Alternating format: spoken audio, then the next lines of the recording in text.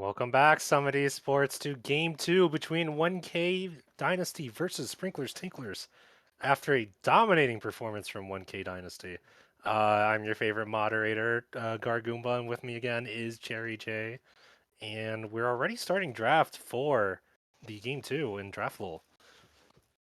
Yeah, we're heading straight on in here, looking to potentially go for that map number 2, getting that advantageous 2-0. Will they be able to do it? Will they be able to secure their underdog status, take this series? But 1,000 year dynasty, they still have more to show, more to go, and oh my gosh, we're seeing an Urgot locked in. Yeah, Sprinklers Tinklers opting for the red side again, which is definitely an interesting choice. I feel like there's not really a counterpick angle they really wanted, If it's but not broken, don't fix it. it's true, but yeah, we do see X-Ray's Urgot coming in, which to dismay of others and the expectations of a few, his Urgot has been really strong, and we also see Loco whipping out his Aria and the R2 as well. So both of them are on really comfortable champions early. I think they realized that they probably should be playing on better comforts and having that locked in and feeling confident about their solo lane experience. They're not afraid to show it early. And we do see the Maokai top expectedly to return against the Urgot, as well as a Syndra lock-in. Okay, but like real talk, they first picked Urgot. They And it's did. most likely in the top one. Like They did. this is some crazy stuff we're seeing. Not You're gonna even hear it on the waiting. climb, folks. If this Urgot works out, X-Ray's gonna milk it as much as he can. If it doesn't, then someone get on that. Oh my gosh. Oh my gosh. Insanity. The Jinx, however, gonna be taken away from the Tinkers. I mean, I like it. I like the pick because it's not letting their opponents get to it. I think that is definitely a strong way to play into it. We'll see whether or not that's going to be the way that they are going to need to play into it. Kind of interesting that they banned out the Kog'Maw, since what was the plan there? Were we expecting like Kog'Maw mid, Jinx mid? Like I don't love that. To be honest, I think that it's a little bit of a misplay on the draft itself, but we'll see what the options are going to end up being. I mean, obviously the Syndra, not the most conventional pick, but it is definitely going to be an interesting one. I think it's fine. It's just alright, but since you probably don't know about it, Dean is a connoisseur of Kog'Maw support. Oh, huh. And so what he Well, would do is he'd go Bloodsong and would just run it down because what are you gonna do against two ADCs, you know? that is very true. So the Kog'Maw is super strong. It also denies Loyton from picking it as an AP pick, even though it used to be pretty strong. I think it's okay now. Uh, hmm. but having the Kog'Maw ban for either of those situations is definitely really solid. But I I don't really have any uh like disagreements with their drafting. The Draven does come out in response to Jinx, which I've never seen It makes Fim sense. Draven, but I'm very excited to now. Oh my god, is that a Yumi? Um, Is that a I think Yumi? that would be fun though, because you get the Jinx movement speed plus the movement speed from okay, and they're gonna play something boring. Well, I don't love this.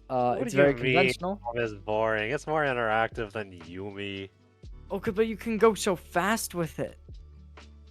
Who's watching for Speed. this league? We do have the Rakan counter pick. Oh, I like this. I think Draven Rakan, that's definitely a really strong pick that you can play for.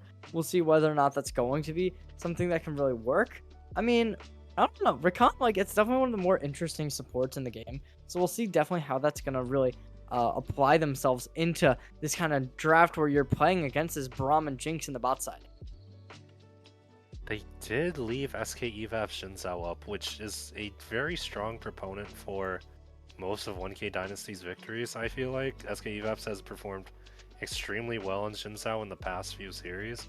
And well, I do agree that leaving the challenger player with a lot of supports is probably not a great idea, and so they want to get rid of a lot of ADCs that could definitely threaten the Draven lead. Uh, Jinzao is just rough against their team. This kind of crazy to me that they're taking this again with this. Maokai pick. I mean, obviously, like if it doesn't, as I said earlier, like if it doesn't fail, don't fix it. But like I just don't know. Like I think it's kind of crazy that this is the we're going. Yeah, I'm not sure either. Like, I see Tinkler's comp a lot better now. They're still wanting to do this super huge engage with the Rakana and Jarvan, and they want the Draven and Ahri to pick up the kills afterwards. But 1K Dynasty has a lot of disengage and peel, and they don't.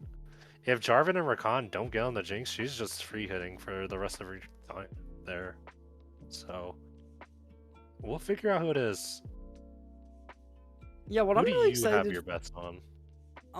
Solely based off of draft alone, I think I'd have to say that I like this Tinker comp a little bit more because they do really have that skirmishing ability here with that Jarvan 4 with the Ahri. I really like that, definitely. The only thing that I kind of worried about is that general just problem with how are they going to really peel for the Draven because they really only have that Urgot to be doing that for them. Since the Rakan, obviously it's good, but it's not nearly as much of a tank as something like Braun or the Nautilus from the previous game. So we'll see whether or not that's going to be the case. But we're going to a short little break just for a little bit here. But make sure to stay tuned for game number 2 because we're going to see if the side of this 1K Dynasty is going to be able to take this to a 2-0 lead.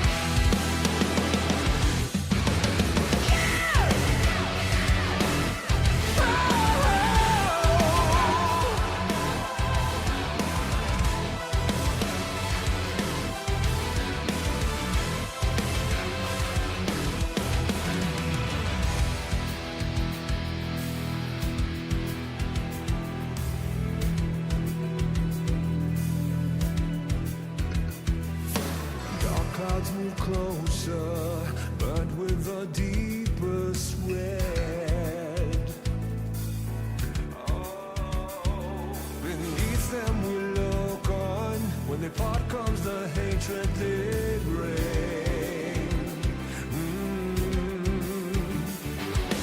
Lost in the dark, we've come so far.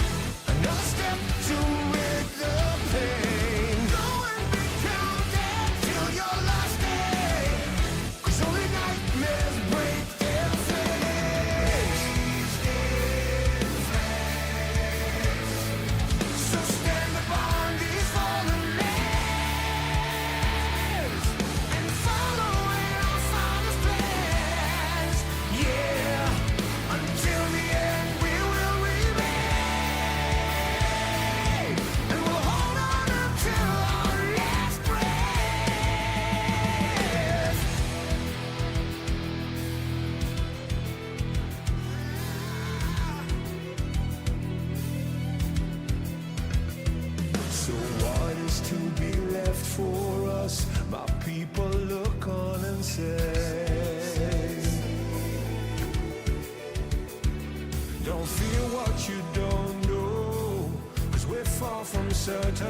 fate. And we'll make our final stand. Lost in the dark, we've come so far. Another step to rid the pain. Go and be counted till your last day. 'Cause only nightmares break their flames. So stand upon these fallen lands and follow in our Father's plans. Yeah, until the end we will remain,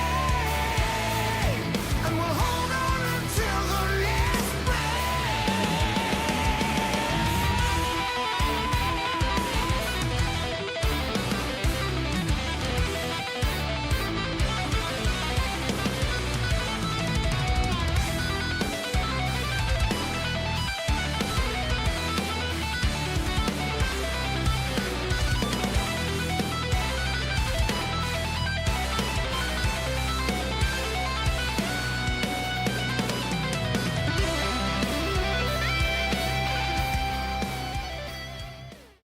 Hello, welcome back to game number 2. As we saw, the Tinklers, they were defeated. They were withdrawn from their thrones, and the blue 1,000-year dynasty reigned supreme. Joining me once again on the desk is going to be the one, the only Gargoomba. My name is Cherry J, and how are we feeling about this draft coming into game number 2?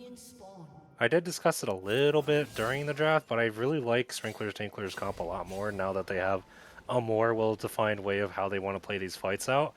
But we do see 1K Dynasty on a lot of comfort champions, the Jinx, the Syndra, and the Jin Zhao, all of them looking really strong throughout past series. So as much as I favor Sprinkler Tinkler's comp, I have to give it to 1K Dynasty just for comfort alone. Sorry about that, a little bit of a sneeze from me right there. Yeah, I totally agree. I think that the 1K Dynasty squad, they definitely have an interesting composition. I think both these teams, they definitely drafted well. They definitely drafted with a plan in mind, where I really do like this ability from both teams. I think that it is a little bit, I kind of like this red side a little bit more, because they do have that option to play those skirmishes, along with the fact that the Urgot has a really good split push ability, while the Maokai is usually played for team fights, and they don't really have a good player who has that self-sufficiency to play in those split pushing lanes with that mobility as well, which really could become a problem. However, I do have to admit that the Jin Zhao definitely has that potential to be at least a little bit more of that snowballing factor and a little bit more cataclysmic than something like the Jarvan 4. So we'll see whether or not that's the case, but immediately we're going to be going down to the bot lane and seeing a little bit of engagement taking place. Yeah, I will agree that X-Ray will have to do a lot to split push around the map just because of how well he's been doing it through past series. I think that at least with the way they might want to play is they want to try to force someone on the side lane the entire time, because they don't have the Talia from last game, so she isn't able to rotate from bot to mid or bot to Baron as fast as she could on Syndra. And so having Urgot split push and being a huge problem on the side lane will have to make 1K Dynasty forced to be responding to either do they play around the map elsewhere or do they try to dive this Urgot, which is going to definitely farm a lot easier against the Maokai and will probably be a nuisance to 1K Dynasty's game plan of trying to take objectives as best as they can. But I think with how the junglers both want to play, they're both pathing towards the bot side, so they want to do an early fight. We have seen how the game has been sort of decided based off which bot lane gets ahead, and depending on who gets the better gank here, I would hope that the Draven would want to get the gold as much as possible because he does want to cash in super early, but Jin Zhao is clearing a lot faster right now. We do see the Krugs versus Grump clear right now, but oh, J4 finished first, so he's going to be able to enter the river first to hopefully take their Scuttle Crab. He doesn't have to smite, but with how pushed up the red side bot lane is, he should be able to take it just fine. And we did see earlier that Flash of Night did take the really bad trade mid lane. So mid lane should also have a huge advantage for this fight that may be happening mid lane right now. Yeah, I mean, it does seem like both mid laners gonna have a little bit of support from their junglers. However, it's gonna be the jungler over from the side of this Tinkler squad who's gonna be the first one to concede, trying to back, but not gonna confirm it. Instead, going to stick by. The Syndra definitely had a deficit that could be taken offline with the HP. Definitely not being in their favor. Same thing with the Maokai on the top side. However, with that Urgot having a little bit more damage than something like their previous top laner in that Cassante definitely is going to be a little bit more likely to be able to find a kill here. But immediately, Stun's going to come out. We do see that jungler coming in from the jungle, looking to get some extra damage. However, not going to really scare their opponents here. And it does seem like the 1K Dynasty, they do still have that ability to keep on pushing. However, the Charm's going to come out. Great start, and the first blood's going to keep on going. Lucian going to be able to get that first. It's going to look to be a second. Vap's going to be the one to connect it. And it looks like potential for that Rakan to be taken offline as well. However, not just yet. Root's still going to be coming in line, and stuns as well right there. Ignites out, but the barrier is going to be able to block it out. And Vap's going to find the kill, and it's a phenomenal 3-0 lead.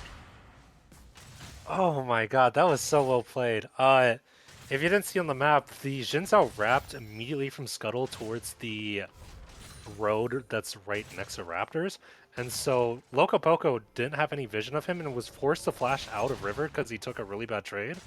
And so because of that, you see the Ahri get caught by the wind, becomes lightning near the Tribush.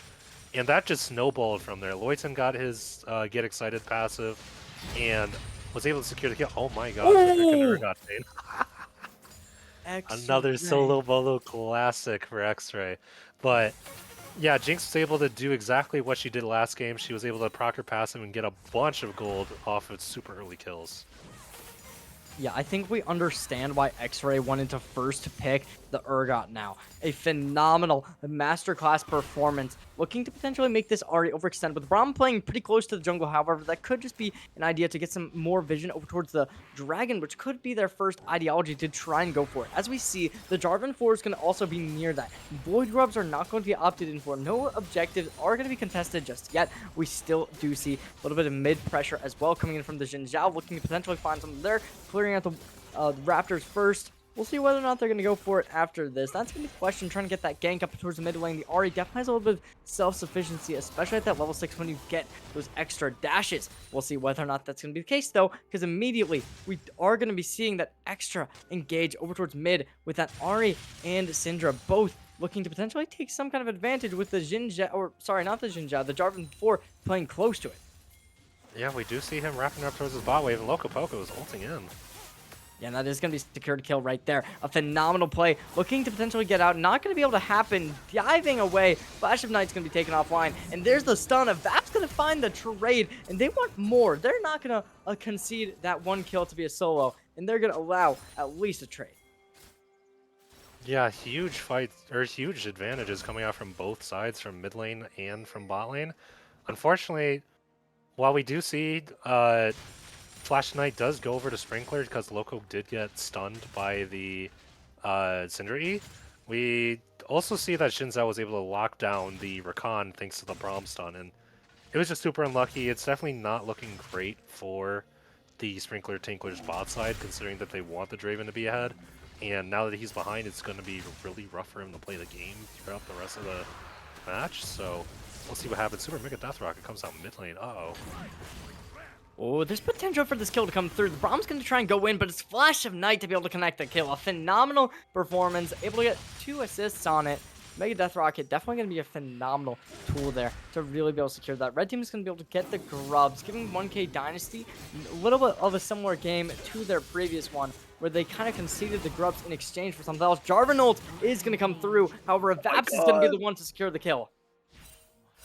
Evap's lived from the passive. Oh my god. Yeah, that's crazy. Oh, Urgot ultimate snatches Xin Zhao for out of nowhere. Huge shutdown for Urgot. Yeah, this Urgot has really been that exact like player that you want to be able to do everything during this match. They're the one turning 0 into 1, and you gotta give him props for that. A 2K kill counter, and it's both been just using that ultimate, able to get so much value off of this game.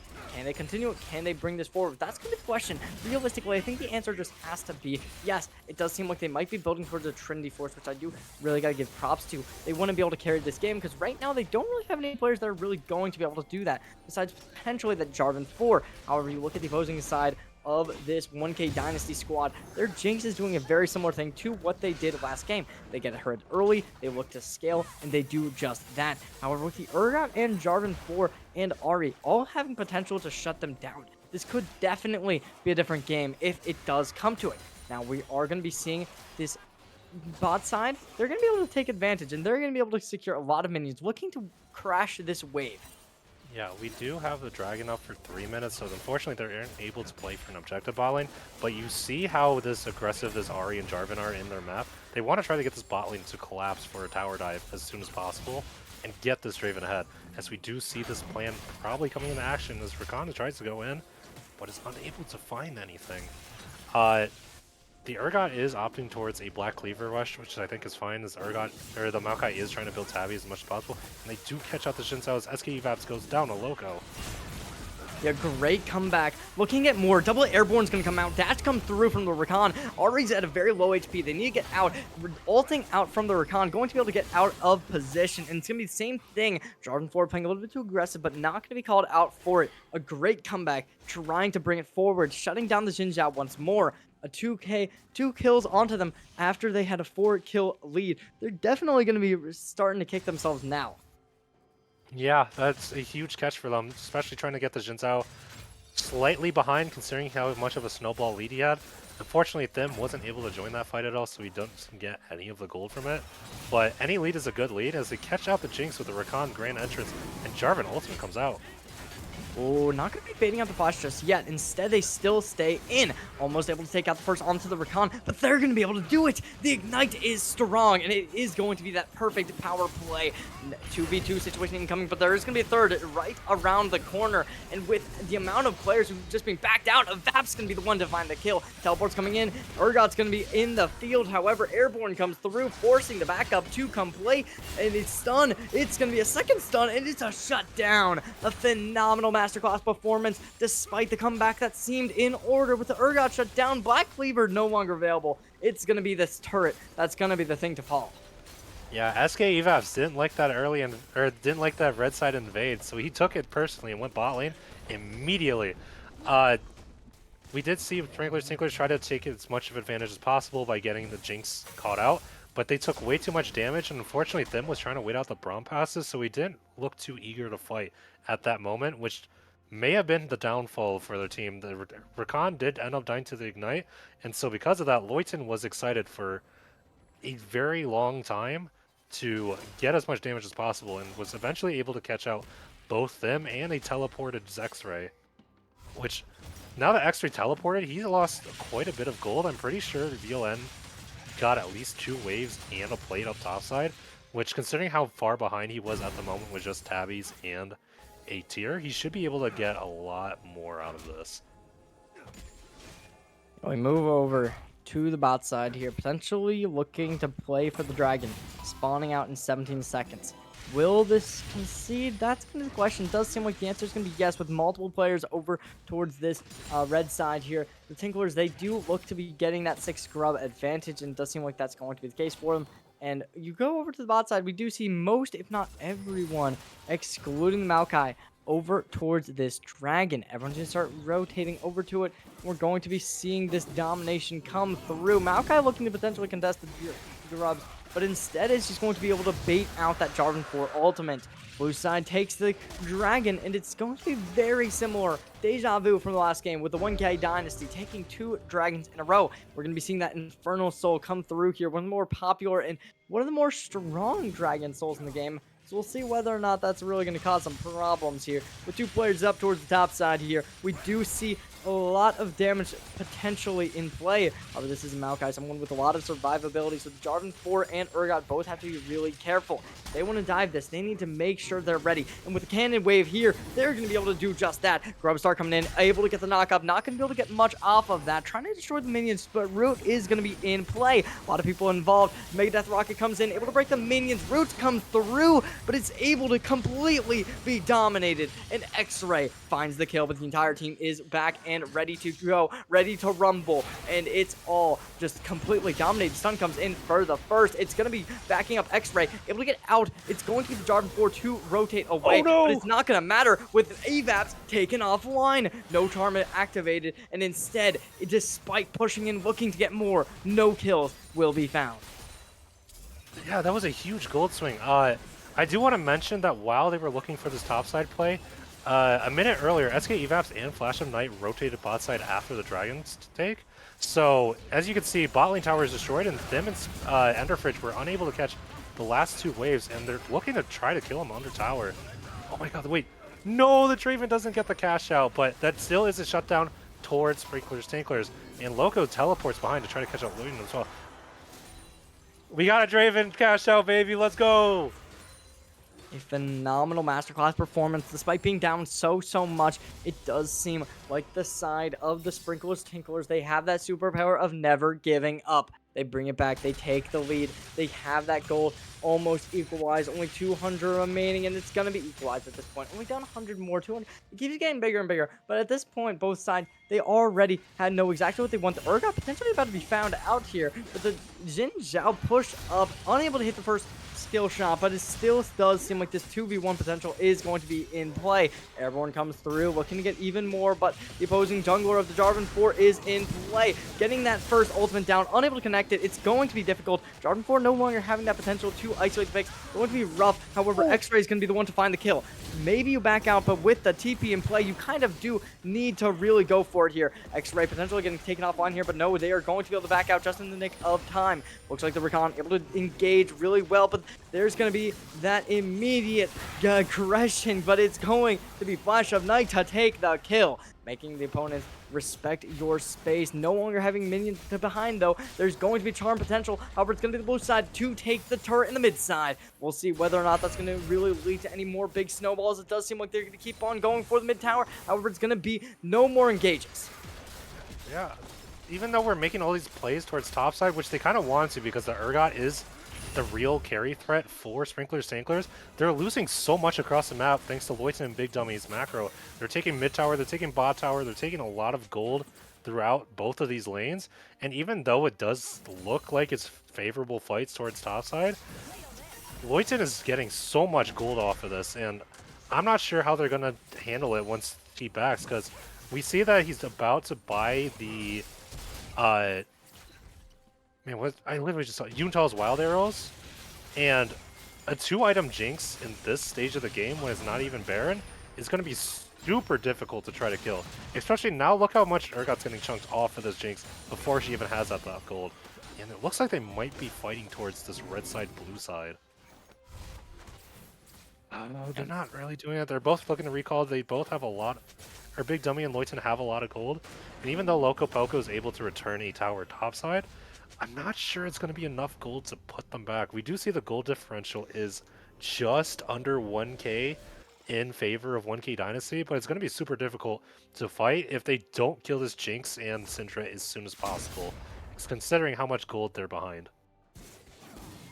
Yeah, the gold lead, the deficit, it's starting to become bigger. 600 away. Can they bring it further? It does seem like we're going to finally be seeing the Tinklers looking to potentially contest one of these Drakes, which they haven't been doing a whole lot of here. But once you get to this point where we see the Infernal Soul potentially being captivated soon enough, this is kind of the part where you gotta start going for the contestation immediately. Though we're gonna be seeing the double root come through, waiting for the rest of the team. Nobody's gonna be able to find good damage, however. And instead, everyone's gonna start backing off the blue side here. Dragon's coming online, but you can't go for it just yet. We're gonna be seeing the Ari ult come through first. Massive damage. And it's going to be the Syndra to be the first one to fall. Backing up a little bit, not wanting to play a 5v4 position. Potentially going to just allow them to take this dragon. But no, the Tinkers are not going to get this for free. Charm not able to connect. It still is in play. 5k on the health, but immediately the Rakan's going to get the double knock up and the engage comes through. The Rakan going to be able to go for more. It's going to be the Urgot to get first. Ender Bridge able to get Lucian. Taking down that carry is going to be big. Evap's taking the second. There's going to be the death, and there's going to be the dragon. 2 players back out, but 2 players die. It's almost like they really play towards the way they have to play the game. They immediately blow up Flash and Knight thanks to Loco Poco's Spirit Rush into Charm. And that just set it up huge for Sprinklers Tinklers. They're not willing to do a 5v4 fight considering how squishy Loyton is.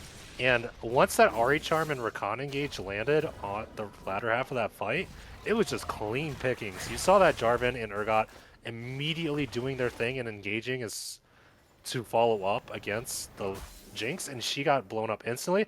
And at that point, SK Evaps is your only damage source, and there's not a lot he can do against both Urgot and Jarvan having so much damage ahead of them as their frontliners.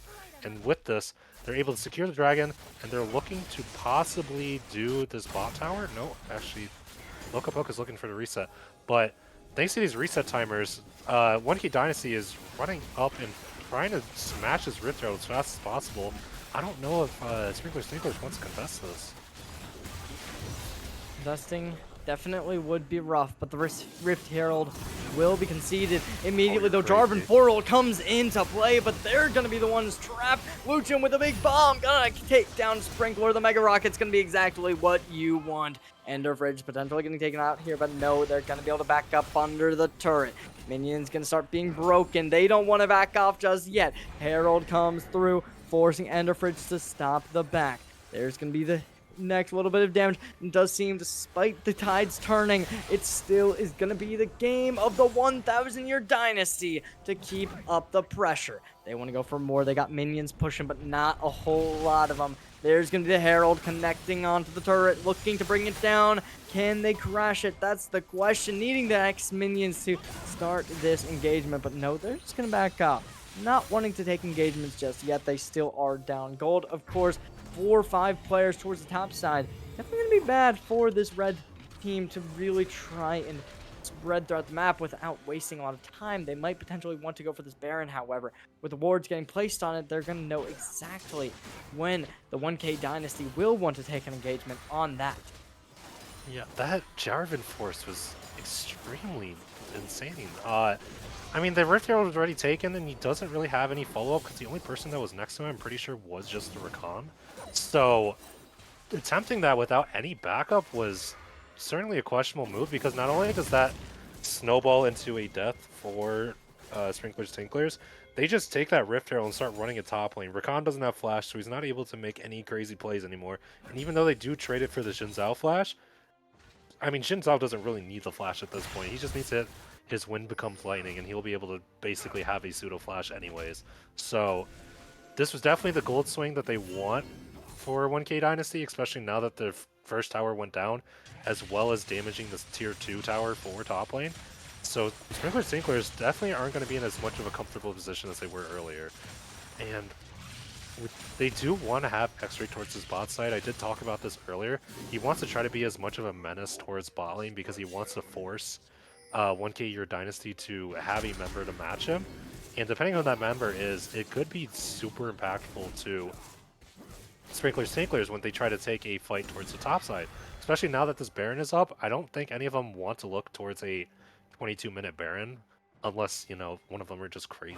But like this Urgot being bot side and having to force either the Syndra or Maokai to match is going to be super difficult for 1K Dynasty to have one of those 2 important members not in the fight at the very beginning of the match. Yeah, it does seem like we potentially are going to be seeing this Baron engagement coming in early here. Root and Charm going to be traded out here. Using that ult, trying to get out, but not able to get out for free. Root comes through once more, not able to connect it. Airborne comes through. Charm, and it's not a death. Mega Rocket's going to not be able to connect. And it still is going to be 2 players dying, despite the one at 1 HP getting out. Big Dummy 69 is going to be the one to connect. Ender Fridge as well, taken offline. And it's going to be the Baron to win this. Oh boy. What do I say here? I mean, Loco Poco, I'm sure he's like hitting himself in the face right now, but he knows that that bot lane, or pushing up that far top lane without any vision is super risky, and that risk certainly wasn't towards his favor because SK EFAPS was able to just follow up on the Nature's Grasp from Maokai. And so he's forced to flash, he's forced to ult, and he does, even though he lives, he has to sacrifice both Sprinkler and Ender Fridge, and they lose the Baron off of that. So I think he tried to force a tempo play there, and while Urgot was also pushing bot lane, it certainly wasn't the position he wanted to be. He definitely had to wait at least a bit before he can get the Urgot shoved up, before making such a risky push towards top lane. And we have 1K Dynasty also just trying to take the dragon now.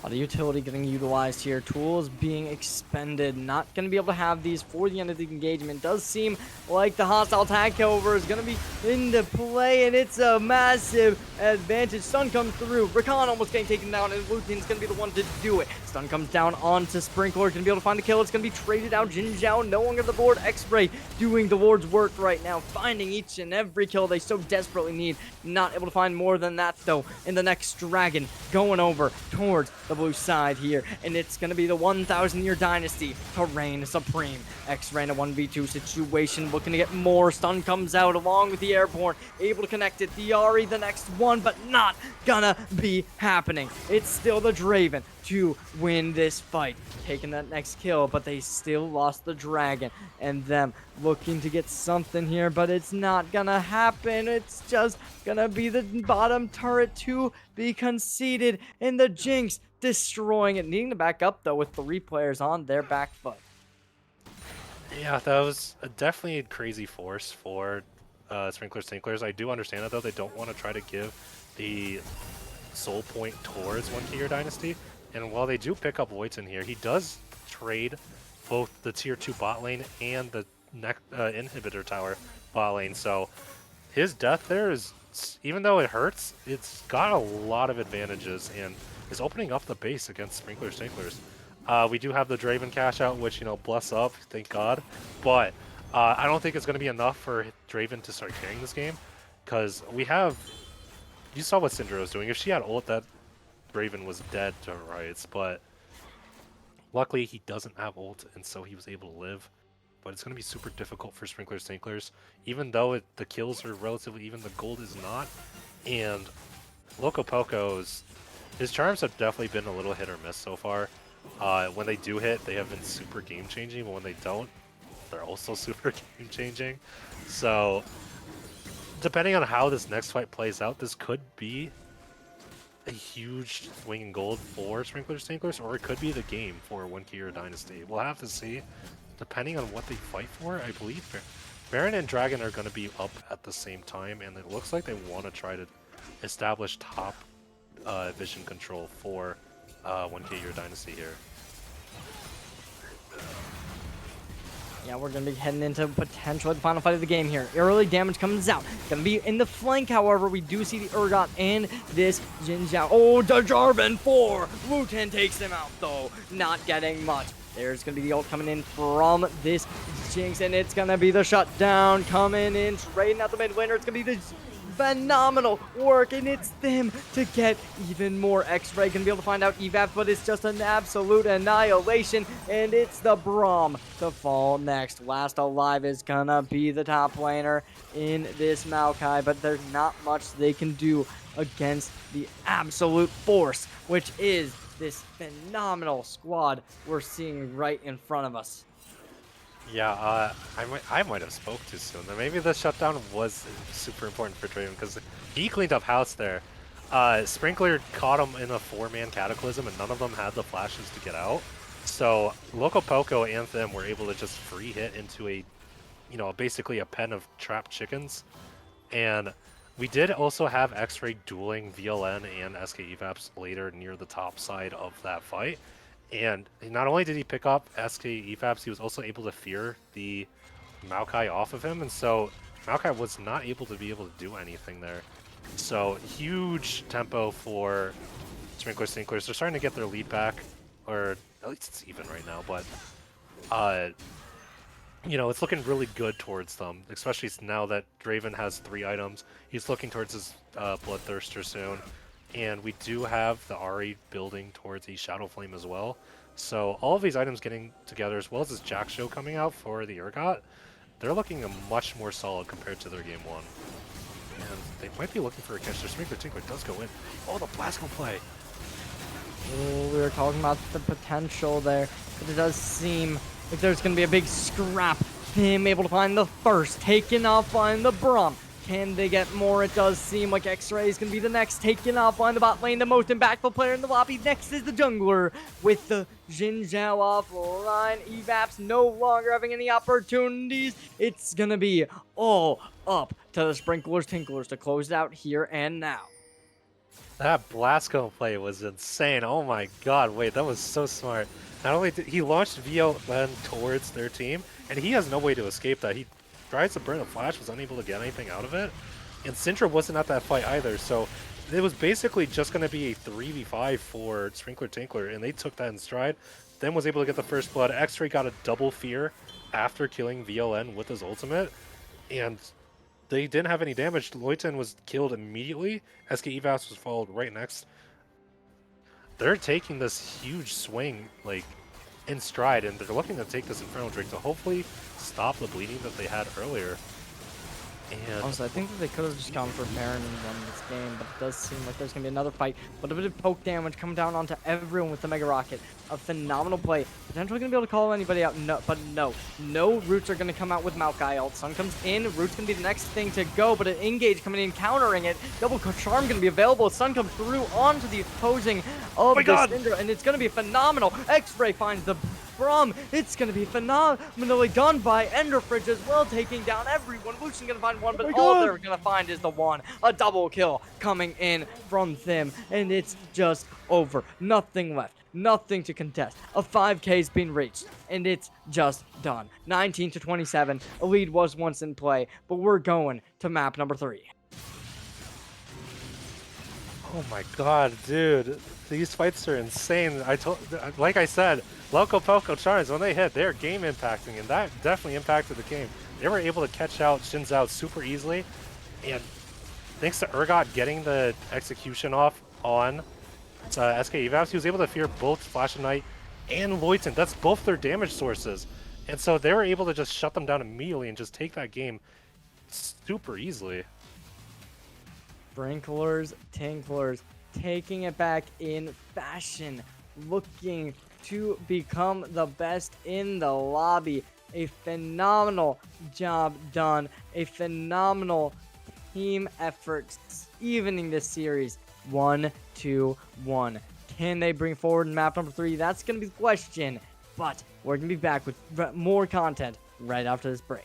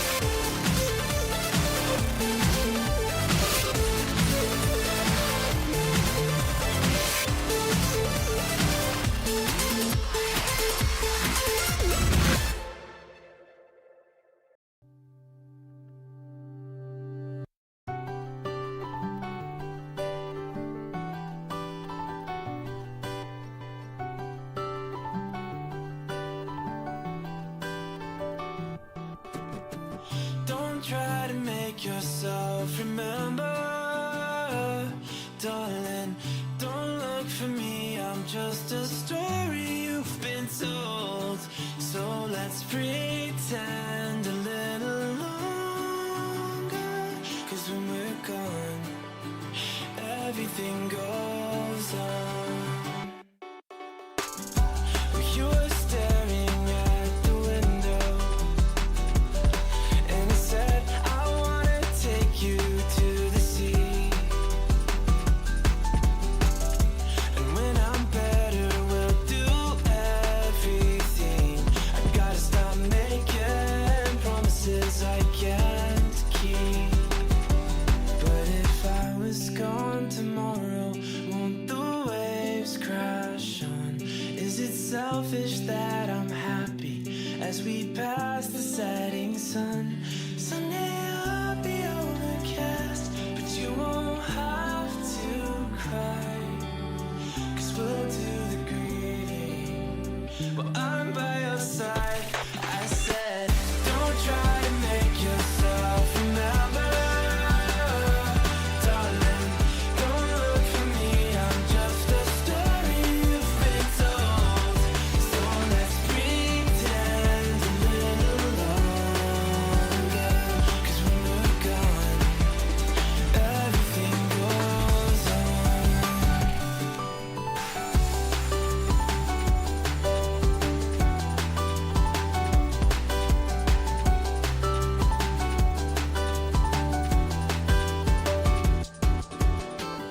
And I'm so scared of getting used to this.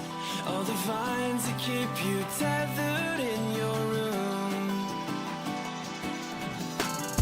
Well, someday both of us are leaving here, but for now I'll just bring this sea to you.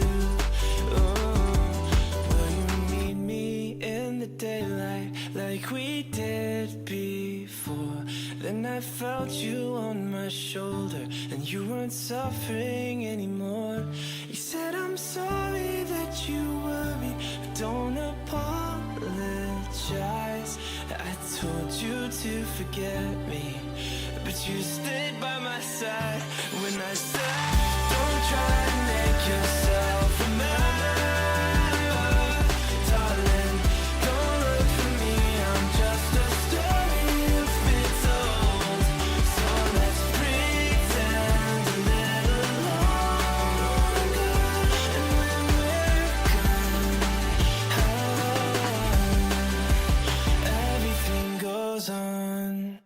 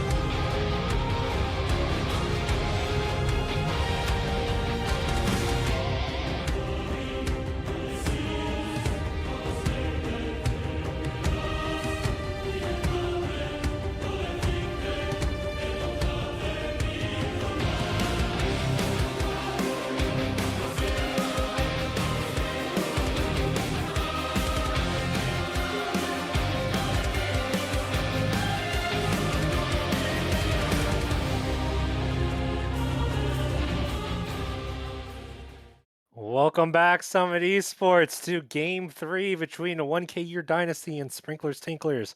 A banger comeback from Sprinklers Tinklers, and we're now back to a 1-1 game. This is basically a best of 3 at this point. I'm your host and not favorite mod, Gar Goomba, and with me again is Cherry J, and we're looking towards the draft for Game 3 of this magnificent series.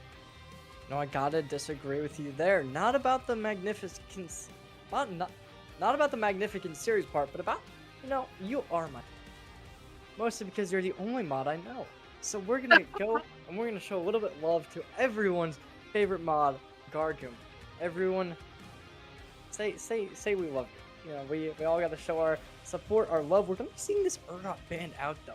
Definitely interesting. Along with the Vel'Koz as well getting taken off the board, and it is kind of odd. We're gonna be seeing that Ahri locked in early on. We'll see how well that's gonna work out for him, because that skirmishing power definitely could be pretty detrimental to this ST squad. Yeah, Flash and Knight is also a very huge proponent of Ahri, and I mean, they're taking the two best champions that they had from that game. They want to get rid of Loco's Ahri because it's annoying, and they want to get rid of the Urgot because, as you saw, that Urgot kind of changed the pace of the game as these team fights happen. And we do see the return of a Corki and Sylas. Uh, Ideally, I would have saved the Sylas or the Corki a bit later, since I feel like the whole point of the Corki is the flex, but maybe that Sylas could be jungle, and maybe that Corki can still be mid lane. I'm not entirely sure, but just going off of current lane matchups and from recent series that we've seen, that is most likely just going to be a Sylas mid counter into Flash's Ahri, as well as a Corki bot, just because them thinks Corki is really strong. And we see the return of Jinx for Lloydton. This is going to be his third Jinx game in a row. Yeah, definitely interesting seeing this Jinx kept getting let through. Nobody's either taking it out or nobody's banning it, which is definitely interesting. You know, you look at the other side, it is interesting. Most likely, we're going to be seeing the Corki 80 carry, or potentially that Sylas up towards the top or jungle role. Obviously, Sylas probably one of the more flexible champions in this rank range, so it would make sense to see something like that. Gwen's going to be the pick to be pushed in for that top lane, which, as we did see, there was a little bit of a room where we saw that Gwen and Urgot earlier getting picked really early on. However, this could definitely be a jungle pick. This could definitely be something odd. I'm not going to put all my eggs in that top lane basket. However, definitely would be a likely option. I will say, considering how VLN typically plays, I don't believe that's going to be a Gwen top. I think that is a Gwen jungle, just because VLN likes set a lot, but if he doesn't get set, he's usually on more of a tank or, you know, someone who doesn't really die. So seeing in him something that's more aggressive like a Gwen would be rather odd. So I do believe this is going to be an SK Evap's jungle Gwen coming out. And we do have the response to the Jarvan. I think the Jarvan was a little volatile, considering how Sprinkler would want to like constantly engage. You saw it earlier in game 2 where some of his early engages would be detrimental, but we also saw how that aggressiveness also paid off against later in the game, especially during like the blast cone play or towards that bot lane that secured the win. So we'll see how this goes. I think they're definitely wanting to look more towards playing aggressive again with all these engages. As we see, they do want to ban the Janna, specifically that, you know, a support that counters engages. Yeah, definitely an interesting pickup there. I mean, we'll see what is going to be that final ban coming in here. Oh, it's going to be the Rakan. I mean, kind of makes sense to get that Rakan off the board. We'll see who's going to be able to take this lead early on here and take that 2-1 series. Also, you look at the bans and the draft here. What do you think? Who do you think's got that advantage coming into this third game? So, I want to say Sprinkler Stinkler still has a good draft right now. Corki's really strong, and having the Braum to block him is also really good. I think they're trying to rely on Corki poke until the Sylas and the Jarvan are able to engage to secure all of that, which is a little difficult considering 1K Dynasty has a lot of dashes with the Ahri and the Gwen, but those dashes only last so long while Corki ults is up like every, 10-12 seconds.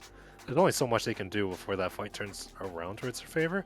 But the Maokai is able to provide so much peel, and depending on who their support is, may be able to provide even more. But we're gonna have to see what this last pick ends up being. And it's going to be a Taric. Ooh, definitely an interesting pick, especially combining with the Jinx. Not a very conventional duo, but it is definitely a pretty interesting one. You know, you got a lot of versatility there. Mordekaiser are gonna be the last pick here. I love. Yo. I think Mord is my favorite character in the whole game, so I am very hyped to see a Mordekaiser come out. It is not a very conventional pick whatsoever in the top side, especially right now in the meta, but it is definitely a good one, and I am very happy to be seeing a potential for a Gwen versus Mord match. I still think it's a Maokai versus Mord matchup. VLM's probably just gonna drive the Maokai for the 3rd game in a row. But I am also excited to see the Mordekaiser coming out.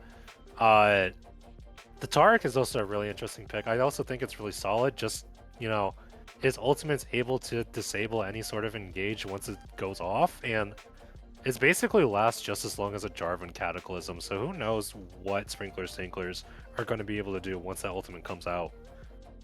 But yeah, we'll take it to a quick break as they do draft, and we wait for spectator. Yeah.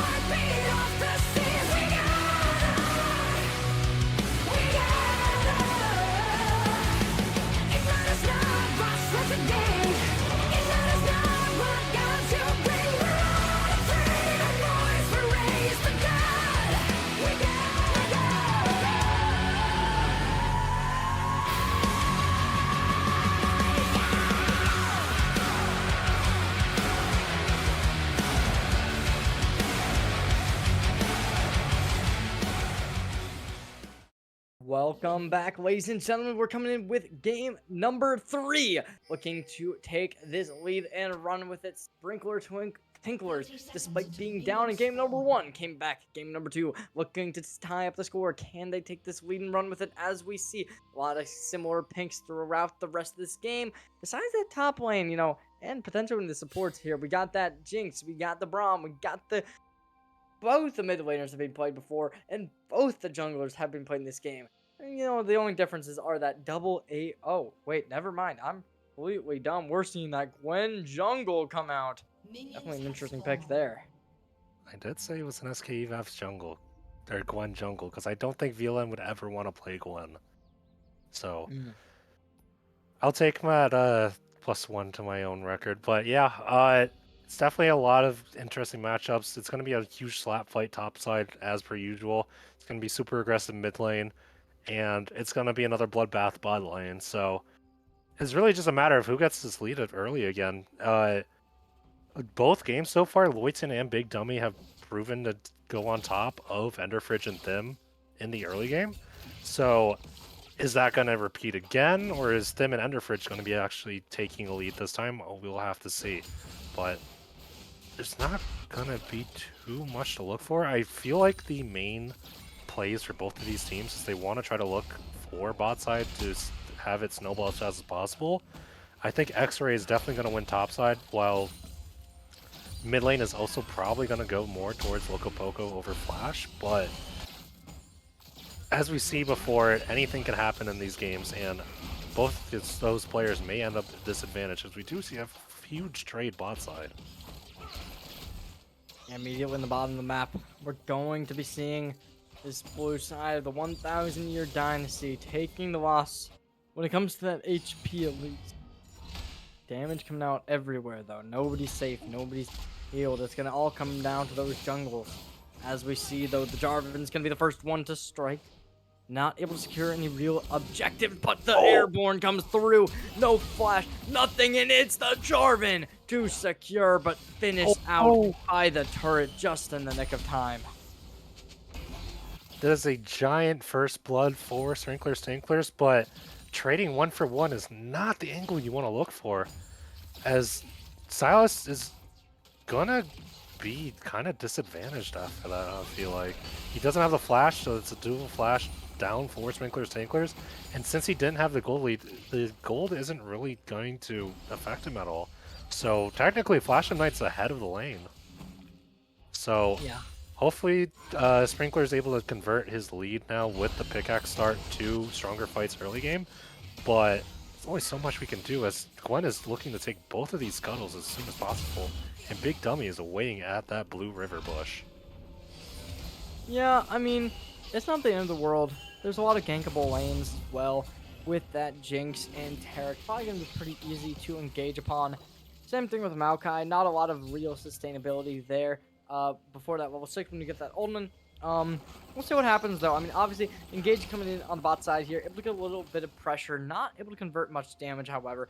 Both sides going back to lane, looking to keep up that initial pressure that they once had. Charm's going to come out on to the Sylas, unable to connect their E onto him. Instead, however, going to be a lot of trades going in the favor of this Ahri here. Flash Knight really going to be happy with that. We do see the Dark still available, along with refillable potions. Going to give them a little bit of sustainability in lane. We'll see whether or not that's going to come to their advantage, though. Yeah, so SK Evaps also ran up towards that top scuttle like we called earlier, and so he has a huge gold advantage over, or he's catching up in gold, but Jarvan is able to intercept Flash of Night with no flash, and that's another kill over towards Sprinklers Tinklers. Loco gets it this time, so now he has 2 stacks on his Dark Seal instead of 1. So he's definitely going to feel a lot happy even after the bad trades he's been taking earlier in that fight, and depending on how much gold he's going to have after this, he should be able to back with maybe 2 Amp Tomes at this point, which is extremely huge for how much he wants to snowball this lane and not let this Ahri scale to team fights. Sprinkler is looking towards this top side. We did see earlier that VLN was taken super low to mana and is forced to get a tier, so he's going to be behind on his first power spike, which depending on what he wants to build, it could be a Visage, it could be an Abyssal Mask. It could also be a Leandri's if he's feeling that crazy, but I highly doubt it. And X-Ray does miss the pull, which might have really secured a kill. I'm not entirely sure. But yeah, there's just a lot of plays happening, and grubs are going to be spawning in the next 30 seconds to a minute. I'm not exactly sure what the timer is right now, but yeah. Loco is looking to trade towards mid lane, and it might be a kill. No, it doesn't have enough Spirit Rush stacks. Immediately coming into the play, stun comes through, able to get the peel from the Corki, not gonna get taken down immediately. We go back to the mid lane, see a little bit of damage coming in from both sides, not able to connect that gold, able to get that good turret plate though, pushing the lane into the turret, able to crash that a little bit there, but immediately we head over to the top side of the map. Mordekaiser putting the pressure down where it belongs. Maokai not able to get that gold lead that they would so desperately want, but the minions keep on dealing the damage. And immediately you look at that gold lead as well. One player already has that amplifying tone, but that's not just it. 42 to 29 CS. You gotta be thinking this Mordekaiser has a much bigger lead. E gets connected, W gets connected, Q gets connected. Actually, W hasn't even come out yet. They have a lot of room to play with. They might just solo kill right here, and X-Ray is gonna be doing just that, taking the kill. And with that, the dragon will be traded. Oh, I thought he was about to steal that. That was extremely close. But yeah, we see how the Mordekaiser is definitely a lot stronger than the Maokai right now. And I did want to say that X-Ray played towards his levels extremely well. He hid in the bush to wait for all of his cooldowns to reset before ulting. So well played on him and getting that advantage.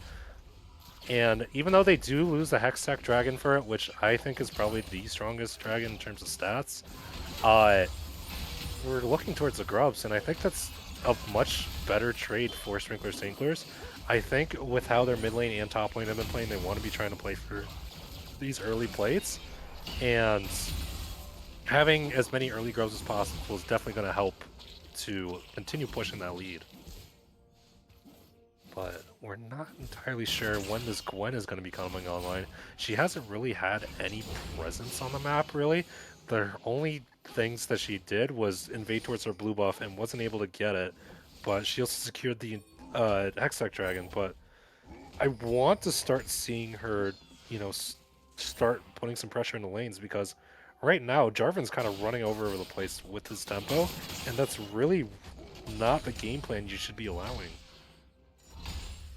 I gotta agree there. 1 to 3 on the kill lead. Gold's in the favor of the Tinklers. Can they keep up the pressure? Can they keep up the value? That's gonna be the question. And realistically, based on what we're seeing, the answer just has to be yes. The jungle is looking to take a lead. The mid lane's looking to take a lead. It just seems like everyone is having such a good time here. We do see the opposing junglers here. Or, I'm jungler. That's everyone here. We see the Gwen. We see the Taric. Both looking to potentially make some kind of play down towards mid. However, neither of them going to be engaging very much into this, which is going to leave that Jinx over alone. However, we do see the Jarvan 4 very far away from any real potential to do some dives onto this separated Jinx. That isolation is no longer going to be the case now, with the Taric backing up into position in the lane. Yeah, it was very brutal for 1K Year Dynasty. They blew the Spirit Rush super early, and Flash and Loco Poco was able to just walk out of it super easily. So now that they don't have an Ahri ultimate for whatever boss fight might happen, and even though Loco technically can't take Ahri's ultimate for the next like minute and a half, Loco should be happy with the basic ability trades. They look towards a fight bot lane, and we see Loco Poco, or not Loco Poco, we see Sprinkler trying to trade for Enderfridge, and Enderfridge is forced to flash. So we have SK Evaps trading 1-for-1, and I'll be real, I think I would take the Taric trade over Jarvan dying, considering Jarvan's the one who has to make all the plays around the map. So 1K Dynasty should be pretty happy with that exchange.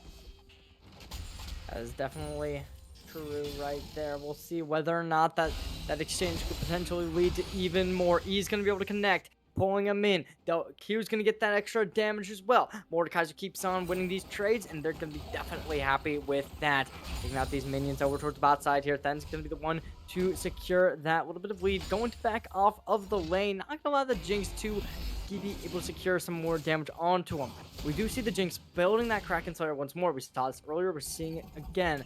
Does seem like a little bit of a similar build is going to be coming out from the Corki. However, with the Trinity Force instead, we see the Braum already with that item completed. We'll see whether or not what they're going to go for that final completion there. Once they do completely max it out, we go over towards this jungler. However, it does seem like the Jarvan wants to do something to potentially in the mid lane take out the Ahri. There's potential for it. However, with the ultimate available, the Spirit Dashes are definitely going to be strong to get out of any bad spot. We do see the Taric potentially going to be able to back them up if they do so need. However, that's not going to be the case. Gwen nowhere even close to be able to defend anything. Yeah, and I don't think Loco was looking for a fight either. He did get canceled on his recall because he didn't have any mana to actually be looking for any of these trades. And even though this Sprinkler is looking to try and die of Flash of Night here, Loco doesn't really have the mana for it, and Flash of Night is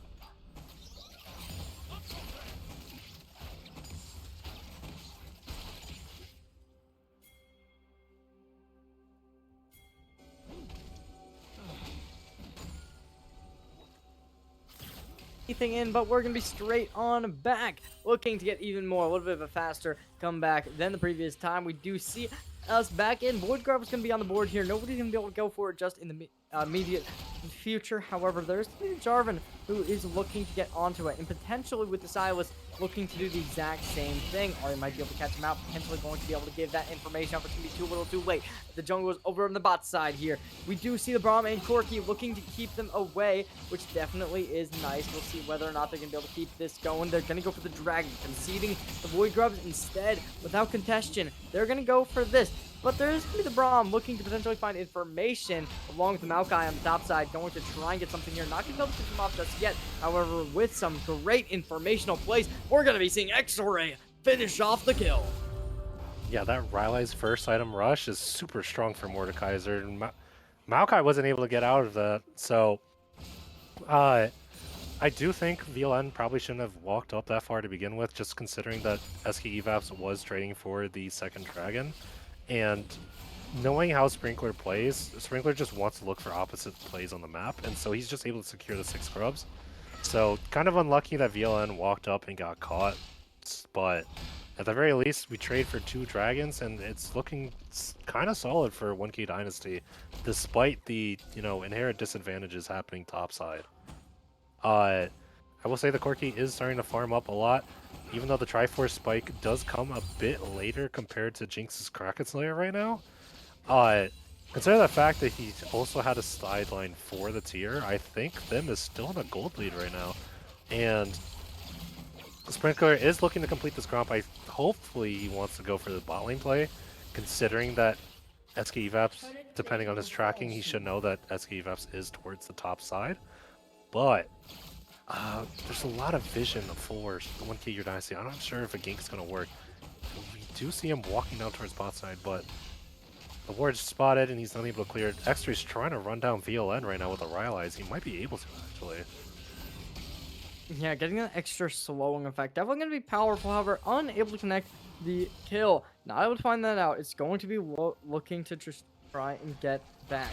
Turret plating going down. Not able to connect any real value you would want to be able to do much with. 3-5 going to be the scoreline. We do still see a 2K advantage over towards this red side here. 6 grubs against 2 dragons. As we've seen in previous games, those 2 dragons easily do snowball. We'll see whether or not that's going to be the case in this current game. However, there's not a lot to really go off of. The Gwen's going to be a big win condition that's going to be needed here. With a 100 gold bounty, 125 CES, they're going to be buying that Riftmaker to start us off along with the Sorcerer. She is going to be really nice to be able to find some good damage in the ganks, especially towards the bot side, taking down the Corki and Braum.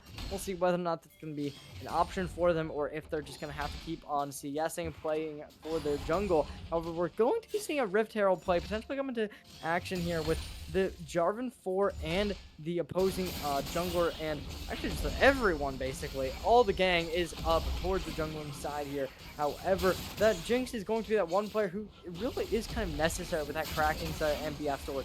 Not going to be going for this. 3K health remaining, and this is just going to be stolen away. Nobody's going to be able to spot this out, and immediately just giving the Rift Herald over to their opponent. Definitely not the play I would go for if I was the Twinklers. I will say, I thought the initial lane swap was for this Herald play. I thought that Loco pathing bot side early would mean that they want their bot lane to actually contest the Grubs as they look for a bot lane play in the meantime. I think they should be able to catch out Big Dummy. Oh no, the flash saves and they're looking for a TP there to hopefully save Big Dummy. Grasping Foods come out and hopefully you're trying to dissuade everyone from going in. SKU's looking for a fight. No, they're gonna back off. But as I was saying, I thought they were rotating because they want to have Thim and Underfringe to look for this Rift Herald, but they kind of just backed off. I don't know if there was any confusion in the comms or the direction that they want to go for, because Sprinkler did, I don't remember what his E is called, but Jarvan E over on the Rift Herald, so they did have vision of it getting taken, but I don't know. I thought X-Ray would have been really strong and would want to rotate towards that fight. And I thought they would want to have their bot lane fight against them, but I guess not. So 1K Dynasty is just able to get a objective that they desperately need to try to stop this bleeding that's happening. And it looks like they might be looking for a bot play. No, Dragon's up in 30 seconds, so they're going to be looking for a Dragon play as they try to shove in bot lane so that VLN's stuck under tower. They're going to let Loco TP back with mana and items. And 1K Dynasty are just going to try to have as much bit prio as possible to prevent them and Enderfitch from walking into the jungle safely. We do see... Ooh, I don't know, I like that. The Flash Knight does TP up towards the top side, so now they're going to be down a member if they try to fight this dragon. And considering how X-Ray is recalling to get some items, if 1K Dynasty tries to fight this, it's going to be super disadvantaged for them. But they do drop the Rift Herald mid as they look to try to open up the map, knowing that they're not able to secure this Infernal Drake for them. We're going to be seeing a little bit of engagement coming in on the mid side here. Corki going to take a little bit of damage. Not going to get taken offline here. A little bit of damage going to come out onto the Jinx. Not enough to find a kill. There's going to be the Dragon, however, completely converted over towards the red side. Taking that Infernal Drake. This is the second Infernal Soul we've seen tonight. Definitely interesting. Herald's going to be dropped down into the mid here. There's going to be some competition, though, with a lot of engaging coming in here. Double stun going to come through. We're going to be seeing an engagement coming in from Zar before ulting on top of two players. But a golden is going to come through. Sprinkler going to find the first on the Lucian. They're going to be going for more. Ignite potentially going to find one. Never mind. Barrier's going to come through. Able to protect them a little bit here. Jinx potentially gets the next target. Or not Jinx, sorry. We're going to be seeing Ahri as the next target and not able to be found out just yet. Mordekaiser are going to break these minions and they want to go for more damage. No objectives on the map, so they need to start breaking this mid tower if they want any type of proficiency. Yeah, super well played for Sprinklers. I honestly thought they dropped the Rift Herald earlier, but it turns out it was just a really huge map ping.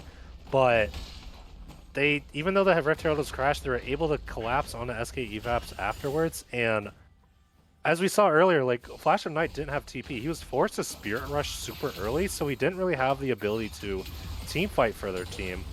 And by the time he was able to reach the fight, like they already killed Loyton, they already killed Jarvan, and there wasn't anything they could really play for afterwards. So even though they crashed the Herald, they returned with 2 towers mid lane. That's not a great look for when you want to try to catch up in gold. We do see them start hovering towards this Baron. I don't know if they're going to do a 20-minute Baron. But considering how strong the Mordekaiser and the Sylas is right now, as well as them being on 2 items, although Manamune isn't fully stacked, so do we really consider that an item? You know, they're looking really solid right now. We do see a 3-man mid collapse from 1K Dynasty, but there's not really a play you can go for. Enderfridge is safely under tower, and Corki is looking to not interact with the team at all. Locopoco might get spotted out here. He does get spotted on the blue site ward and is forced to dash out. Flash of Knight's looking to go in.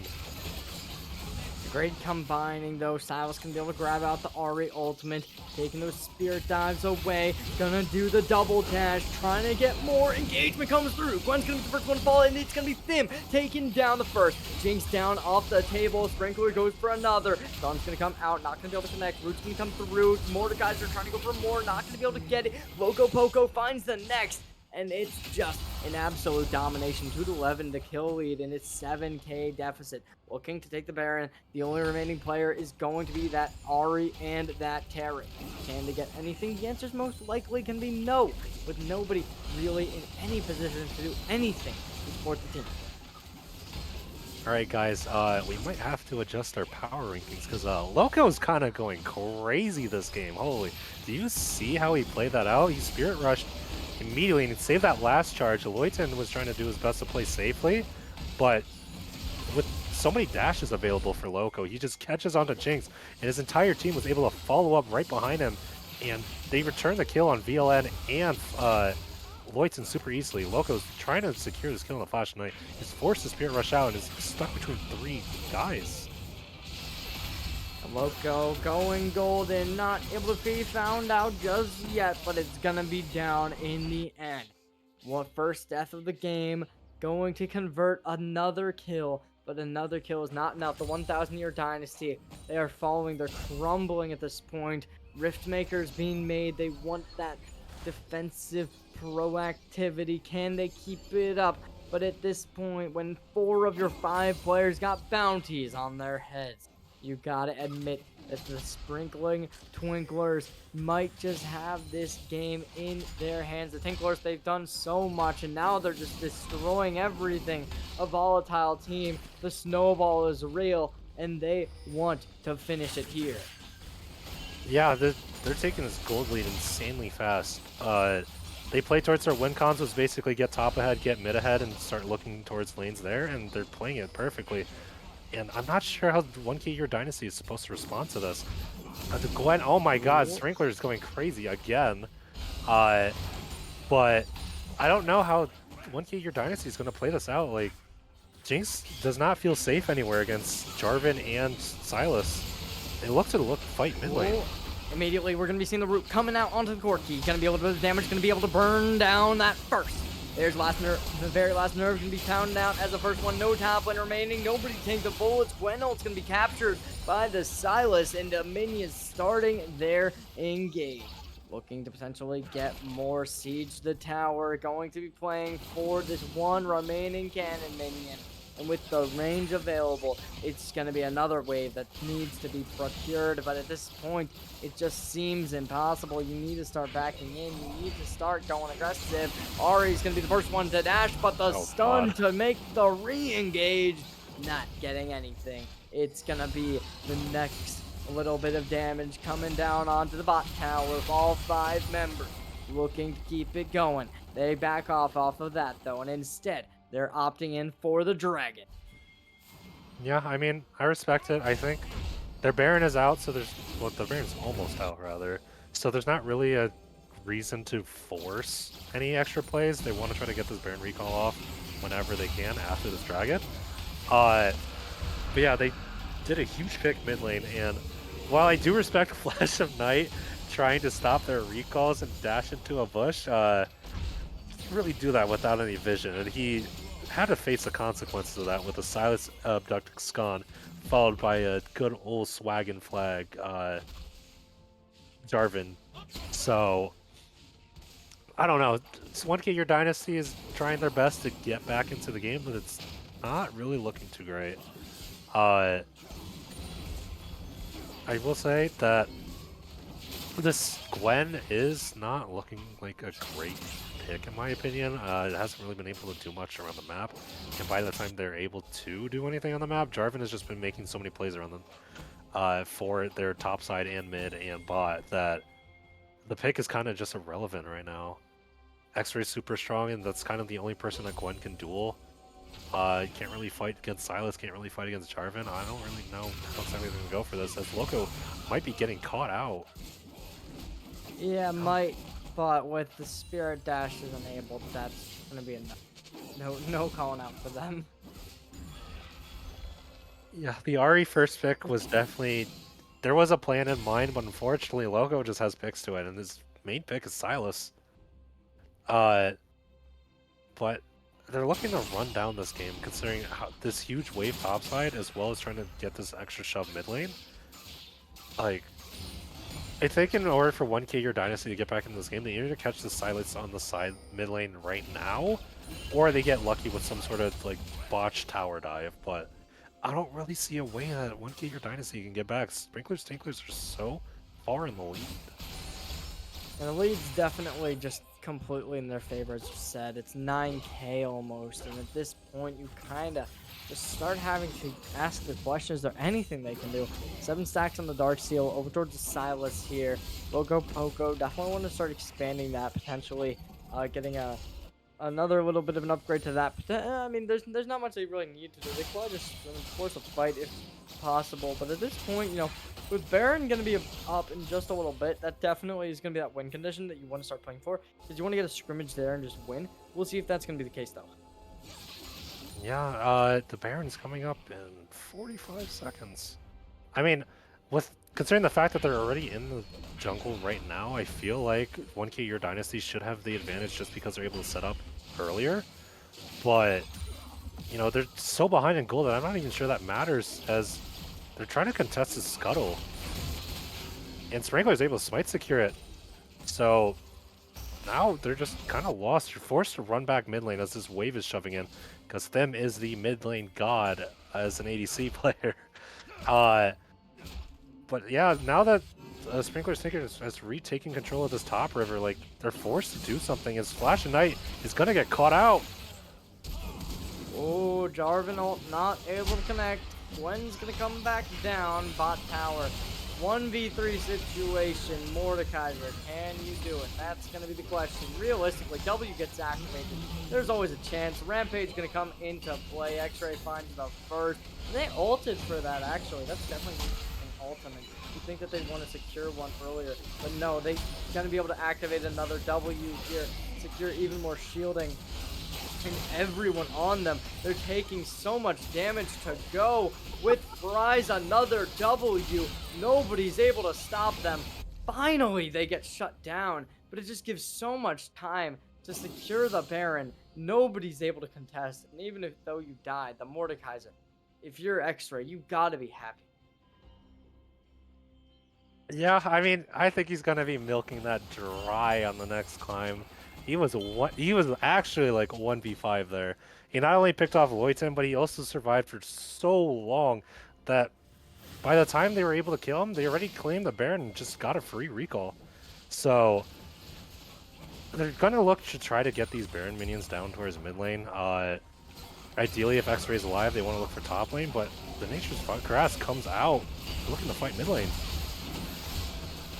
Immediately, next engagement, potentially the last engagement, gonna be in play. Maokai to low HP already, gonna be engaged on by the Silas. Silas taking a little bit of damage due to the charm.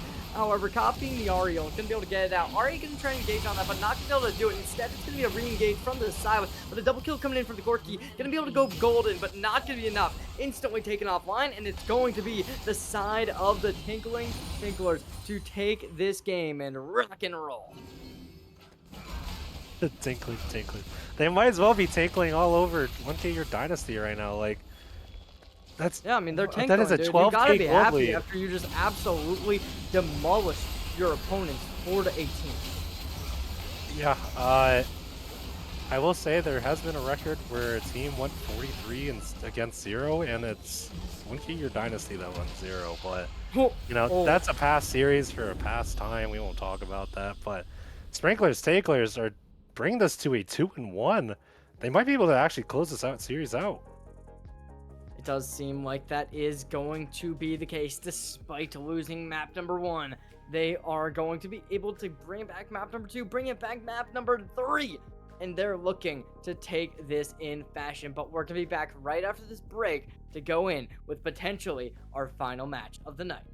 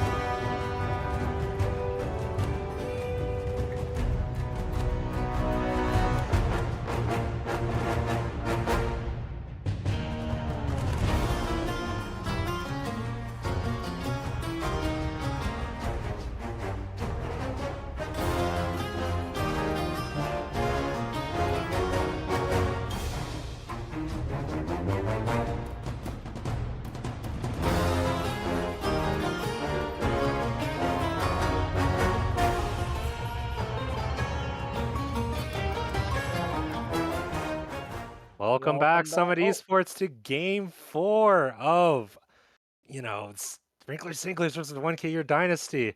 Uh, Absolute smash of a game. Sprinklers Tinklers is honestly taking their pride and joy out of Game 2 and bringing it into Game 3 with a dominating lead. Once again, I am your favorite moderator or not favorite moderator, Guard Goomba, and with me again is Cherry J. yeah, I mean, I'm gonna go with that favorite moderator part, but we're gonna see who's gonna take it. Because realistically, we got two options here. Either we're gonna see this team of twinkling, sprinkling, they've done everything. They've won, they've lost, they've done both. But they've been doing a lot more of winning than losing lately. So we'll see whether or not they can continue. However, we saw the 1,000 Year Dynasty.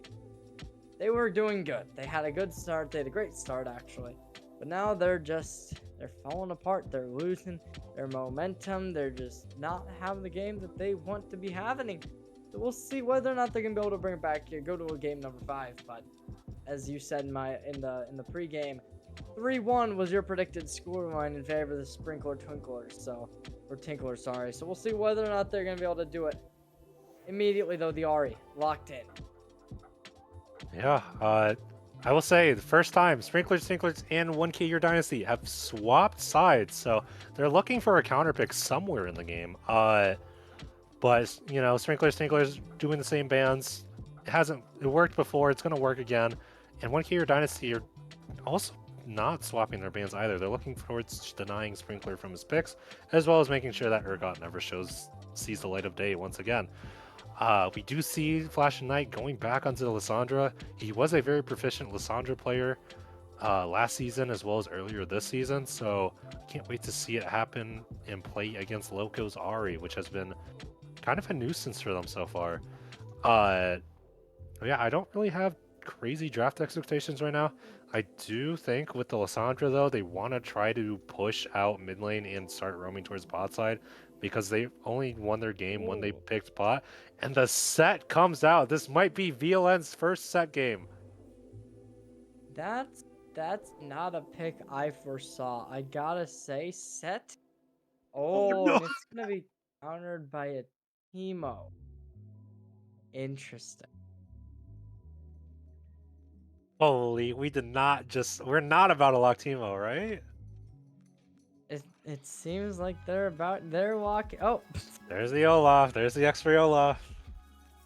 yeah, they got us thinking. They definitely got us thinking. I don't know. I mean, it's definitely an interesting matchup. Two very melee champions looking to brawl it out. We'll see who's going to be able to come out on top of this. Honestly, that Olaf, I'd say definitely has that more snowball potential, especially with the ultimate removing any CC potential. I think that definitely could become a major factor in this game. We're going to be seeing that Corki drawn out next, so it is a very similar draft to what we saw in the previous game. However, that Olaf, I mean, who could have saw it? I mean, I assume you did, because you've known these teams for a while, but to a random player, seeing a Soloff or Set versus Olaf, definitely not the picks that one would be expecting. It's definitely a fun one, though. They're bringing out both of their, highly favored picks. So it's going to be a huge Slapfest top lane. Hopefully, X-Ray isn't able to get another solo bolo first blood again, or else my name is going to be stained across all of Summit. But yeah, we see the Corki coming out for them again, which is pretty self-explanatory. He was completely safe bot lane and was able to scale super far over Loyton. While we do see 1K Year Dynasty taking the Graves this time and hoping to make a much more advantageous farming jungler for SK Evaps. But we look at the bans, we see the Jarvan and the Rakan ban. That makes sense. They definitely don't hate it to get engaged on, and I think those two were the best champions they piloted so far for those engages. And on the other side, we have Sprinklers, Tinklers, banning out two of the more strong ADCs that Loyton has under his belt. Jinx has finally not played for the first time, which, is forcing Loyton to think a little bit about what he's going to pick. And the Ashe is also just really easy to pick. Oh my god, is that an Italy pick? Okay. I don't know what to say to that, Because that's just an absurd thing to be doing. Do we have any rank? I don't know if you have this information. But what rank is this Nidalee player? He's peaked around mid Masters. Oh, okay. A brand coming out, interesting. I'll give him the benefit of the doubt and say that this could work. But I'm also gonna say that Nidalee is not gonna be a pick that is easy to find the same amount of value as some of the other junglers we've seen. So I'm not convinced just yet that I'm gonna like this. I think it'll be funny, and it's gonna be fun to watch. It It's is either gonna be fun to Sprinkler's gonna watch. pop the hell off and smash people with that Nidalee, or he's gonna look giga useless. And you know, that's kind of what we want to see from Sprinkler Tinklers. By the way, Gumby, if you're still in the chat, how good is Sprinkler's Nidalee? Because I have no idea about this pick. But yeah, I kind of like Sprinkler's Tinkler's comp a lot more than 1K Year Dynasty. But if they're able to get super early picks in thanks to the Lissandra, I feel like 1K Year Dynasty might be able to take the advantage. Oh yeah, 100%. If this Nidalee pops off, we get to see the end. But you know, there is always that chance. We're gonna be going to a game number 5, but we're gonna be going to this draft, making sure we finish this off, getting into the game, and we're gonna be back right after this break. Now listen, fellow warriors, I ask you, should my campaign come to an end? There's way more to avenge. Oh, 50 million souls living in this realm without much hope. Not too long ago, this kingdom was a golden state of hope. Yeah!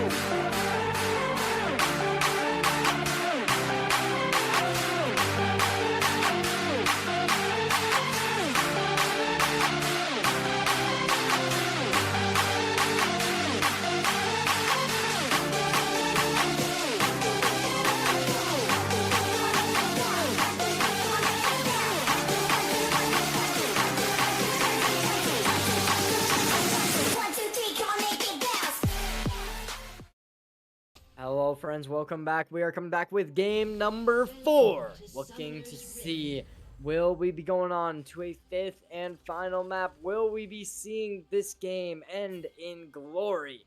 The 3-1 fashion, as we know. There has been the Sprinkle Tinklers winning the past couple games here with a 2-0 against that first match. If they hadn't thrown the bag a little bit, it would have been a very different story. However, we're going on. We're going to be seeing whether or not the 1,000-year dynasty can bring it forward, take their place among the champions. Daddy. Minions have spawned. But yeah, early game we did see Brand and Flash of Night getting a free Manifold proc on top of Loco Poco super early, and we're looking for this level 1 trade topside. VLN opting for the W start. That's pretty interesting for me, but you know, there's only so much that Set can do early game. He did opt for the Ignite start. But yeah, Probably not the most too much action conventional. happening. Running a 0 teleport top lane for either player. No, I can't say I usually expect this to be the case. However, both these players are playing those bruisers. They want to get down and dirty. Can they do it? That's going to be the question. Immediately, we're going to be seeing the bot lane go in the favor of the Tinklers, getting some early damage, especially at the back of the Brand. He's being so proficient already this match, hitting kill shots, and it's the same thing up towards the top side. X-Ray. Oh my getting god. Absolutely taken offline. Oh wait, no, this was a swap side, so we're no longer going to be seeing the Sprinkle Tinklers on this red side, and instead they swapped over to blue. So they are going to be on the back foot. There's chances, there's potential for game 5. And it already looks like that's going to be a major option. However, the set's going to be able to trade this back. A great W, even out the HP. Yeah, VLN's definitely gonna have to be careful though, because the wave's pushing into him, and VLN wants to try to take this fight as possible. It doesn't get the stun, but it might be able to trade with the W. In the first blood for X-Ray once again. Okay, I'm not the only one who gets killed by freaking X-Rays early on, but yeah, even though it looked really good for a moment, VLN unfortunately dies to the tower. He definitely tried his best to get the stun off, and I think if he did get that stun, X-Ray would have been dead, but tower's too strong, man. I don't know what to say. Meanwhile, bot lane, Big Dummy has been poking a lot with his Pillar of Flame. I don't think he's missed a single one so far. And Ari's looking to make this trade. Loco does force Flash Knight to engage. Both of them are super low. Do they have any junglers around them for that? No, they don't. They're both topside for this top scuttle. Yeah, immediately we're going to be going into an engagement here. We'll see. Not able to connect the spear. It was as one would expect, a little bit too much, but it's going to be traded in. We saw the original kill from the set going over aggressive. The Graves going to be the next player to try and do more off of it. Oh That's gonna no, go for VLN, some oh more no. advantages here, but not able to connect anything. We see the Olaf continually run away with that CS lead. They got boost, they got cloth armor. They want to try and build the steel caps, and they want to do it fast, but Big Dummy 69 can be the first one to hit the punch. Ari's going to try and get something here, unable to hit that cheerful little love spell, but X-Ray finding a double. There's Loco looking for more, and it's an absolute nightmare in the top side. Oh my god, there's so many fights happening. First off, why was Big Dummy behind them in the bottom jungle? Second off, why is X-Ray popping off? Oh my god, okay. SKE Babs does get the shutdown over in the X-Ray, but VLN is not in a very happy mood right now. He's down CS, he's down gold, especially with the Tabby's rush Olaf. I don't know, top lane is looking kind of cooked right now, but that seems to be the moral of the story top lane so far. X-Ray has been kind of dunking on VLN so far, but Brand was able to get a kill on the unsuspecting Sprinkler, and while Loco does get the blue buff in return for it, they're just passing the buff over and over again. Loyton was doing fine. He's been able to CS, he's been able to get a good XP lead over Thim, and now they're looking for this like jungle. They're looking for a bot drag this time. 1K or Dynasty continues to opt for early dragons, it looks like.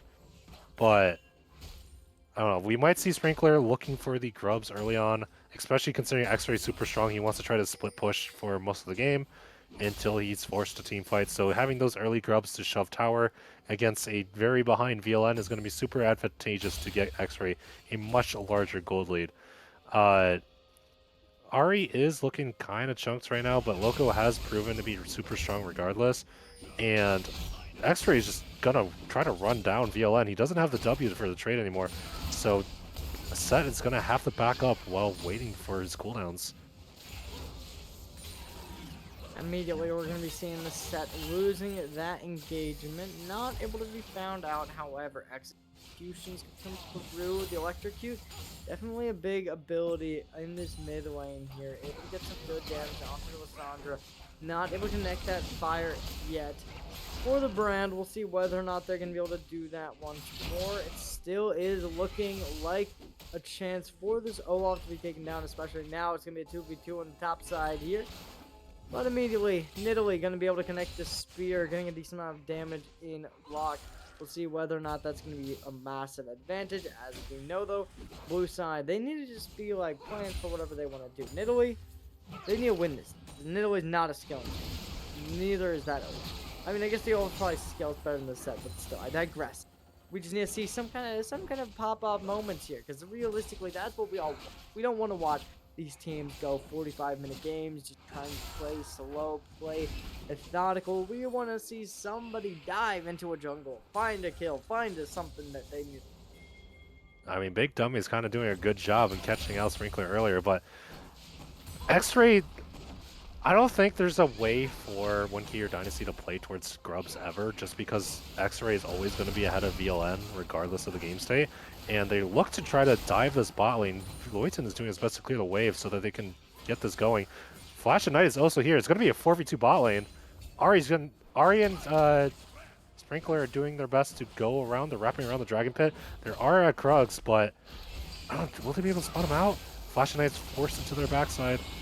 Oh, we're going straight on in. Lissandra at a low HP line, able to get the flash out. Not going to get taken out immediately. We're going to be seeing the Ari trying to go aggressive here. Spirit Dash coming in, unable to connect. The E looking to get more. Corki finding the first onto the grave. Shutdown is good. Poco going to find another, but Flash of Night's going to be the one to hit the punch. Flash comes through and a double kill for the Corki. Him going to be the exact playmaker you need, and it's going to be the Lissandra. Dove under the tower. 3-man dive. Unable to connect the spear, but Sprinkle's the one to find it. Ninder Fridge, however, called out at the end. Not able to get out for free. Yeah, it's super botched play towards their bot side. They want to try to get this going as fast as possible, but Sprinkler and Loco Poco were on their heels, and Flash of Night was stuck in the front line for quite a while, so she was forced to burn the Frozen Tomb super early. And because of that, you know, they were just able to walk out, and now Lissandra's caught with no flash and no ultimate. That's just going to be free pickings for Sprinkler and Loco once they start getting the fight going.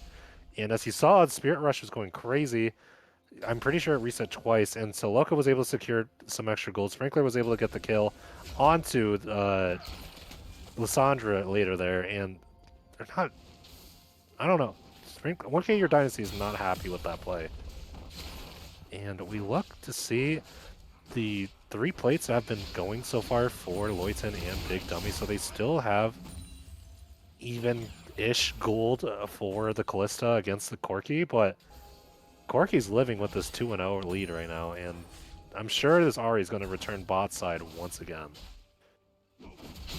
Yeah, definitely it's going to be a likely option. Ari definitely has that roaming capability. 2v2 on the bot side, looking to get this kill, potentially diving down in with the wave crashing down on the bot tower. You can start picking things up.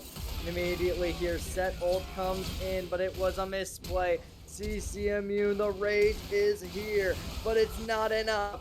Evap takes down X-Ray to make them 2-2. VLN with the Mega Bait, not only taking 2 tower shots to really enhance his W damage, but also to make sure that SK Evaps gets a kill. And Sprinkler is looking to catch this. W comes out, but I don't think they're going to be able to kill. Ooh, yeah, we go to the bot side. A little bit of a skirmish coming down up here, but we really got to be looking at over towards. Damn it. However, yeah, this bot side.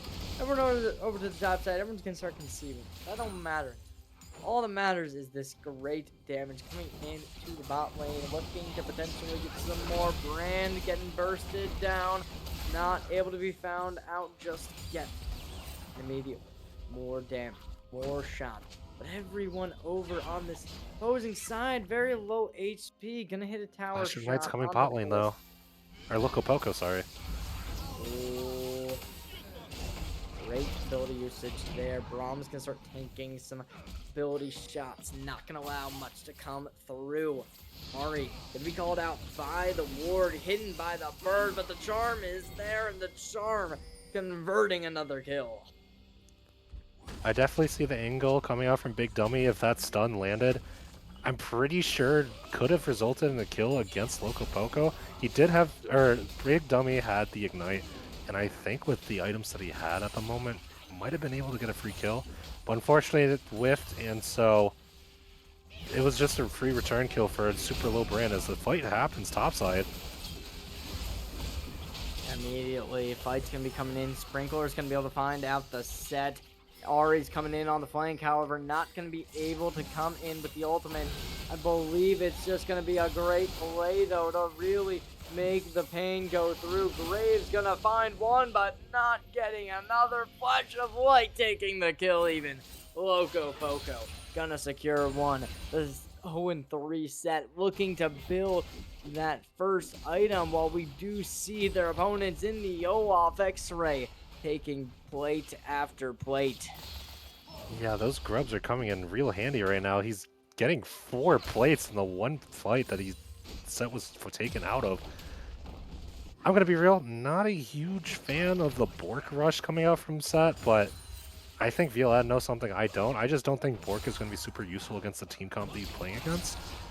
But hey, if he's going to be side laning, I think the Bork is fine just for dueling. And it looks like One Key Your Dynasty is trying to fight for this first tower bot side. But Enderfridge is doing his best to shield that off. We did have the return kill coming mid lane. Flash of Night is starting to get stronger. He does have the Malignance, and he's starting to catch up in gold. But he wasn't traded alone. SK Evaps does go down to Loco, and so I think he's fine with the trades that's been happening so far. Uh-oh. VLN whiffed kind of everything there.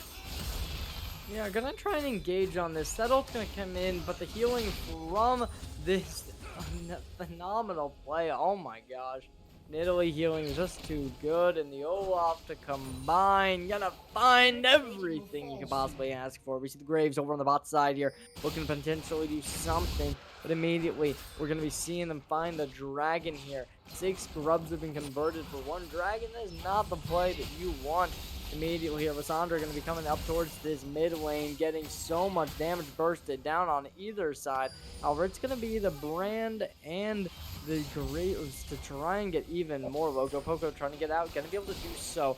Not going to be able to connect on the spear, and instead both sides going to secede from the battle, but it's going to be the turret to start to fall. Rift Herald is going to be available, however, nobody's going to start opting for it, and instead we might be seeing a bot lane skirmish come through. Yeah, I guess SK Evaps thought the ults was going to be enough, and they're looking for this play towards their red buff. I'm not sure if it's going to work out. Yeah, Spear's going to be able to connect, but that's not going to be all. With the Brand able to hit some damage onto the fire, blue turret's going to be destroyed, getting a great damage for the Sprinklers, but we'll see whether or not that's going to be enough. Obviously, Sprinklers, they are going to be up 3k gold. They want to be able to take engagements. They want to be able to do it fast and easy. Will they be able to do that now? That's going to be the question. Yeah, I mean, 1K Your Dynasty definitely isn't out of the game just yet. SK Evaps has a lot of gold right now. He's looking for this Collector, I think, right after. And depending on how much gold he has right now, it's probably going to be too strong. Loco Poco doesn't have Spirit Rush to the S. They might be able to get a kill on him. Realistically, that's going to be the option okay. do the most. The Brand does secure the kill on the Ahri. That's going to be a good gold chunk for him, as he's able to secure the Rylai's now, so that's going to be really huge for these team fights once he starts getting his conflagration everywhere.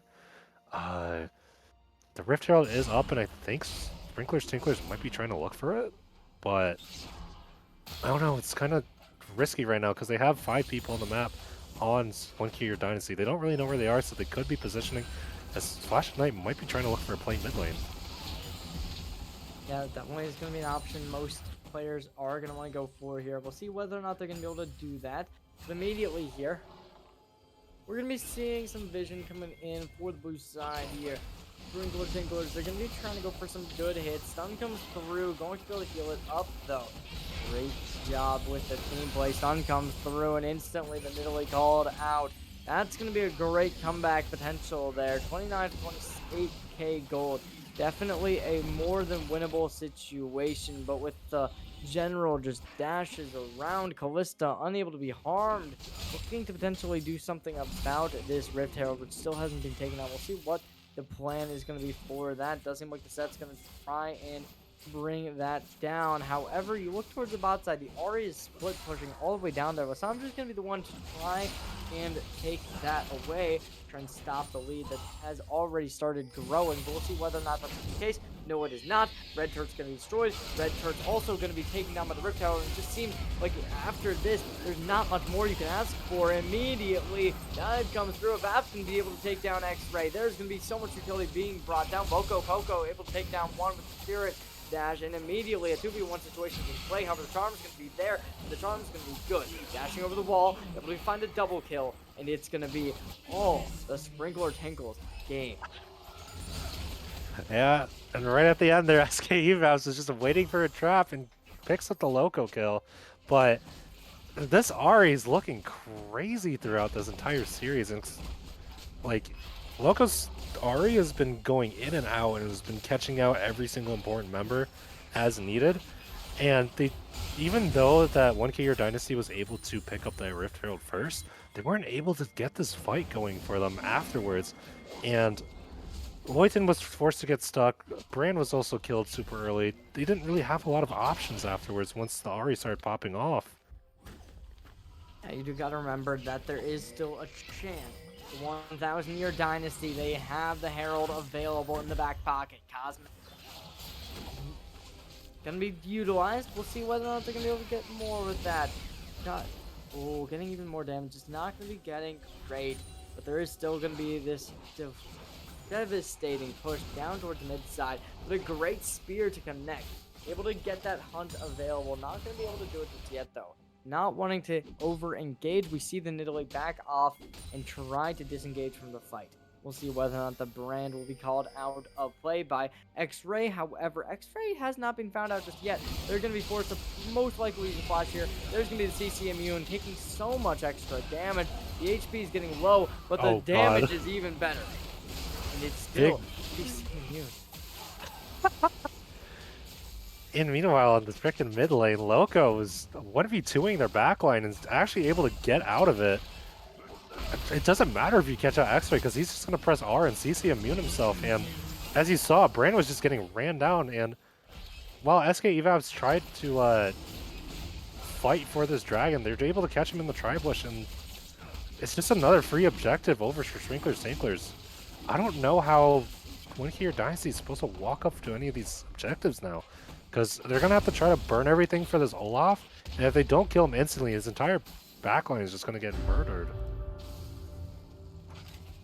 Yeah, 18 to 12, 4K gold advantage at this point. One dragon for each side, so there's not even much that really the blue 1000 side.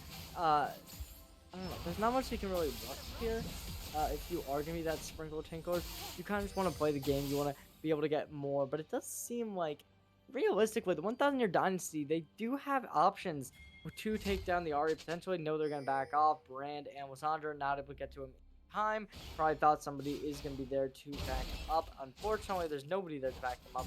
They would have most likely been available to get a kill. However, we'll just look towards the mid lane here because there's definitely options. And it's going to be similar in the top side since there is going to be potential for the pinch to come through. X-Ray, do you have the options to get out? CC Immune going to come out, not going to allow that W from the set to do anything. And it's going to be completely dominated, but it's not going to be enough. There's going to be the kill. It's going to be the ADC of this It's a phenomenal 1,000-year dynasty to get out after the kills. Nobody's going to be able to do anything here. Heal coming in from the Nidalee. Amazing job putting in a masterclass for us. Loco Poco finding the first, finding the second, and it's a triple kill from Loco Poco. Oh my god, that fight was looking so good for 1K Your Dynasty. Not only did they get the pick on X-Ray topside, and actually VLN not dying to it this time, but like we saw the brand damage and the Lissandra percentage coming out combined with each other. They were doing so much AoE. They were able to kill them, and they almost killed Enderfridge as well. But thanks to the swift Nidalee heal as well as a really good catch from Loco Poco, they were able to swing the fight in towards their favor, and he was able to get a triple kill. We won't talk about what happened topside because he kind of just ate a huge face breaker. But you know, Loco Poco's like, he's going crazy with it. Gold. It's almost even at this point, despite a 5-kill advantage. It's anyone's game. One good fight, one good ult at this point could turn the tide, flip the script, which was the Sprinkling Tinklers game. And at this point, it does seem like anybody has that opportunity. All you need to do is take the shot. Realistically, with such a difficult game on your hands, so much presence from each and every team, there's a lot riding on your shoulders here. It might be an overextension from the Lissandra, however, nobody's there to capitalize. Getting more damage taken here. The Braum gonna be still on the front lines despite half HP being taken away from them. Not what you want to be seeing here. 4 players looking for a Baron play. Will they be able to get it? Will this go in without their favor? That's going to be the question, because realistically, if you force the Braum to disengage, that could end your game. Stun comes through, diving out onto the Braum. Big Dummy 69 first to fall. There's going to be the double, and it's a triple. That's it. It's done, and it's Baron converted over to the Sprinklers Tinklers. Oh my god, I thought there would be able to be a play thanks to Flash and Knight getting that flank, but as you said, there was no follow-up for it, so not only is the Frozen Tomb gone, but Lissandra doesn't really have a way out of the fight. As VLN looks to Flash and try to pick off a kill, SK Evas is able to take a kill and trade against Loco Poco as Sprinkler is over the wall. VLN is running him down, and SK Evas gets a double kill there. But they're able to stop the Baron, but I don't know if they're going to be able to stop the bleeding. Yeah, I was convinced that there was going to be a Baron just completely converted. However, there were still players who were able to give it a shot and take this damage, not allowing the Baron to be converted. They want to go for it themselves.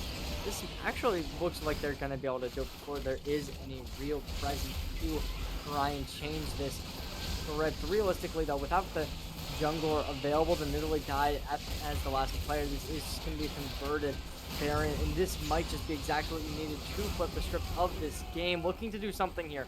TP is going to be the first thing to come out. A little bit of lag on our end over at the production here. We'll see whether or not that's going to be fixed up before this fight goes underway. But as we can see from this area, the Olaf ult has been utilized, so maybe there's a chance we could see something, but we're just going to have to wait.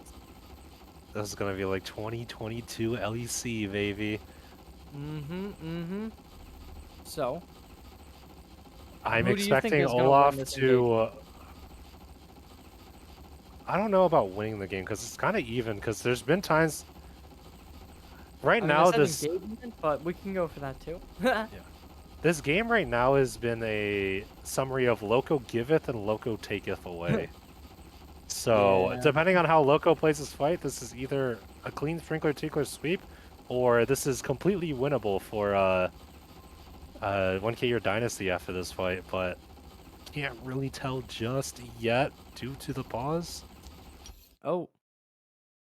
Well, I don't love that we just pressed the stop watching button, but we'll see whether or not that could potentially bring us to a break, intermission, or both. Who knows?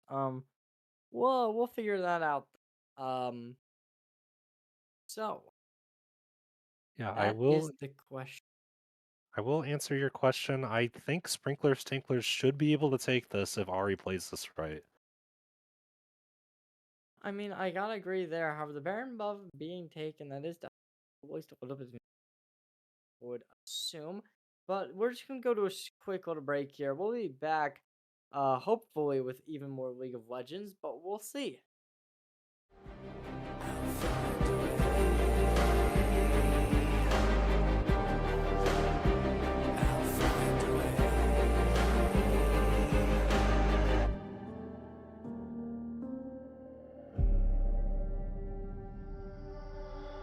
And every time I close my eyes, a little less of you remains. I know you're slipping further from me now.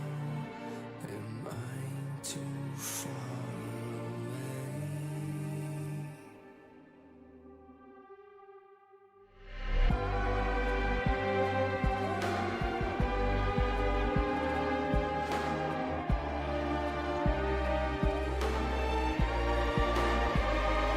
Tell me why I won't ever feel the same. I'll try everything until you're back again.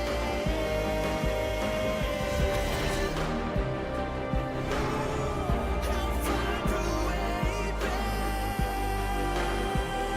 to I'll find a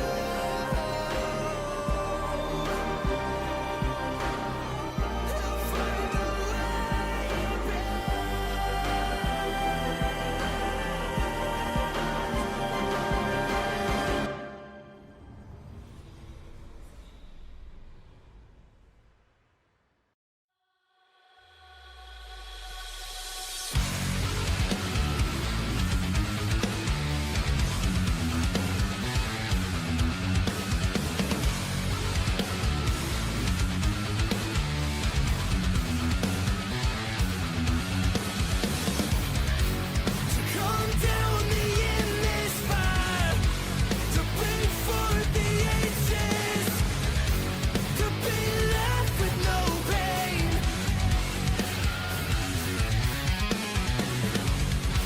You see your visions die, and give your body to the fire.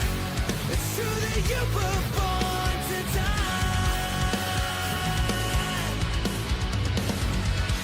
So now we set your spirits free. Let the lifeless clear away.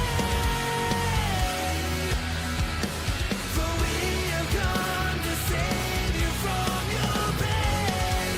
So let your voices scream. Powerless lifelines free from time.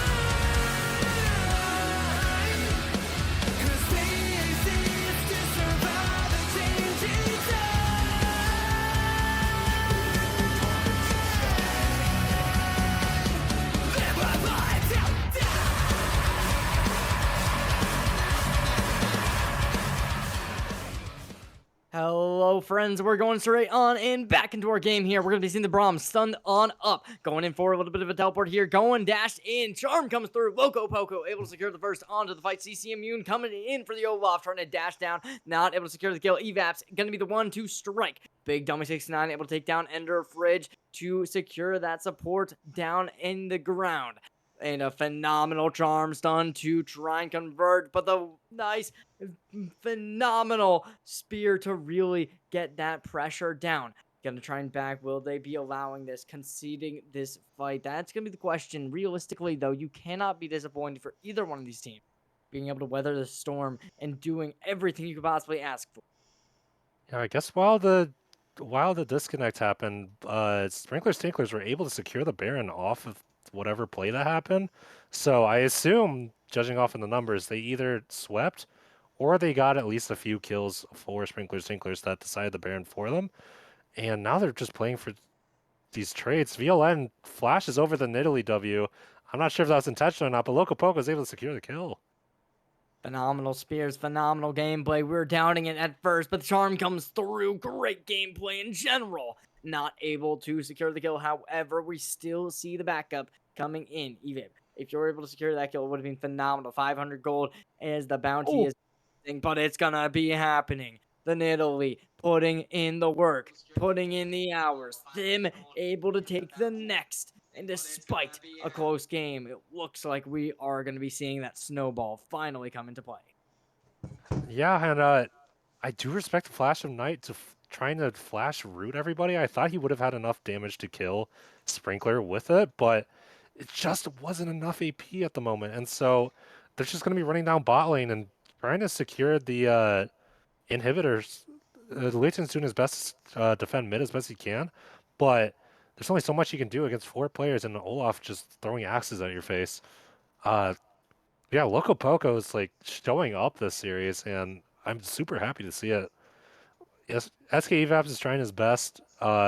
We did see in the bot play that he tried to go for a little cheese in the bush, but thanks to the Farsight's ward, he wasn't actually able to do so. And there's only so much that we could done. Even after the mid play that happened, VLN gets caught due to trying to secure that bot tower destroyed, and we're gonna be looking to try to set up Baron for both teams. This Baron fight could be the game decider if one of them loses out here. Yeah, that definitely could be the biggest factor in this game immediately. First kill gonna be found out. Sprinkle able to one to secure it. Baron half HP. We're gonna be seeing the red side of the 1000 God. Dynasty getting away from the Dragon Pit, but the set ulting on in for the engage, trying to get the W off. Not gonna be able to do it. Going golden, not gonna get anything though with a massive kill from the Graves. Going to almost beat the top line, but X-Rays might be the one to have to do it, but no, they're gonna be able to do it easily. It's just a phenomenal play. They want to set up for Baron here with 3 players down, and it's just the bot and support live to potentially contest. Big Dummy is trying to do his best, but they didn't have Tribush where an X-Ray just walked right around it. He's going to get a double kill. Oh, actually, hold on. Wait, Kalissa's kiting. Kalissa's kiting. Oh my god.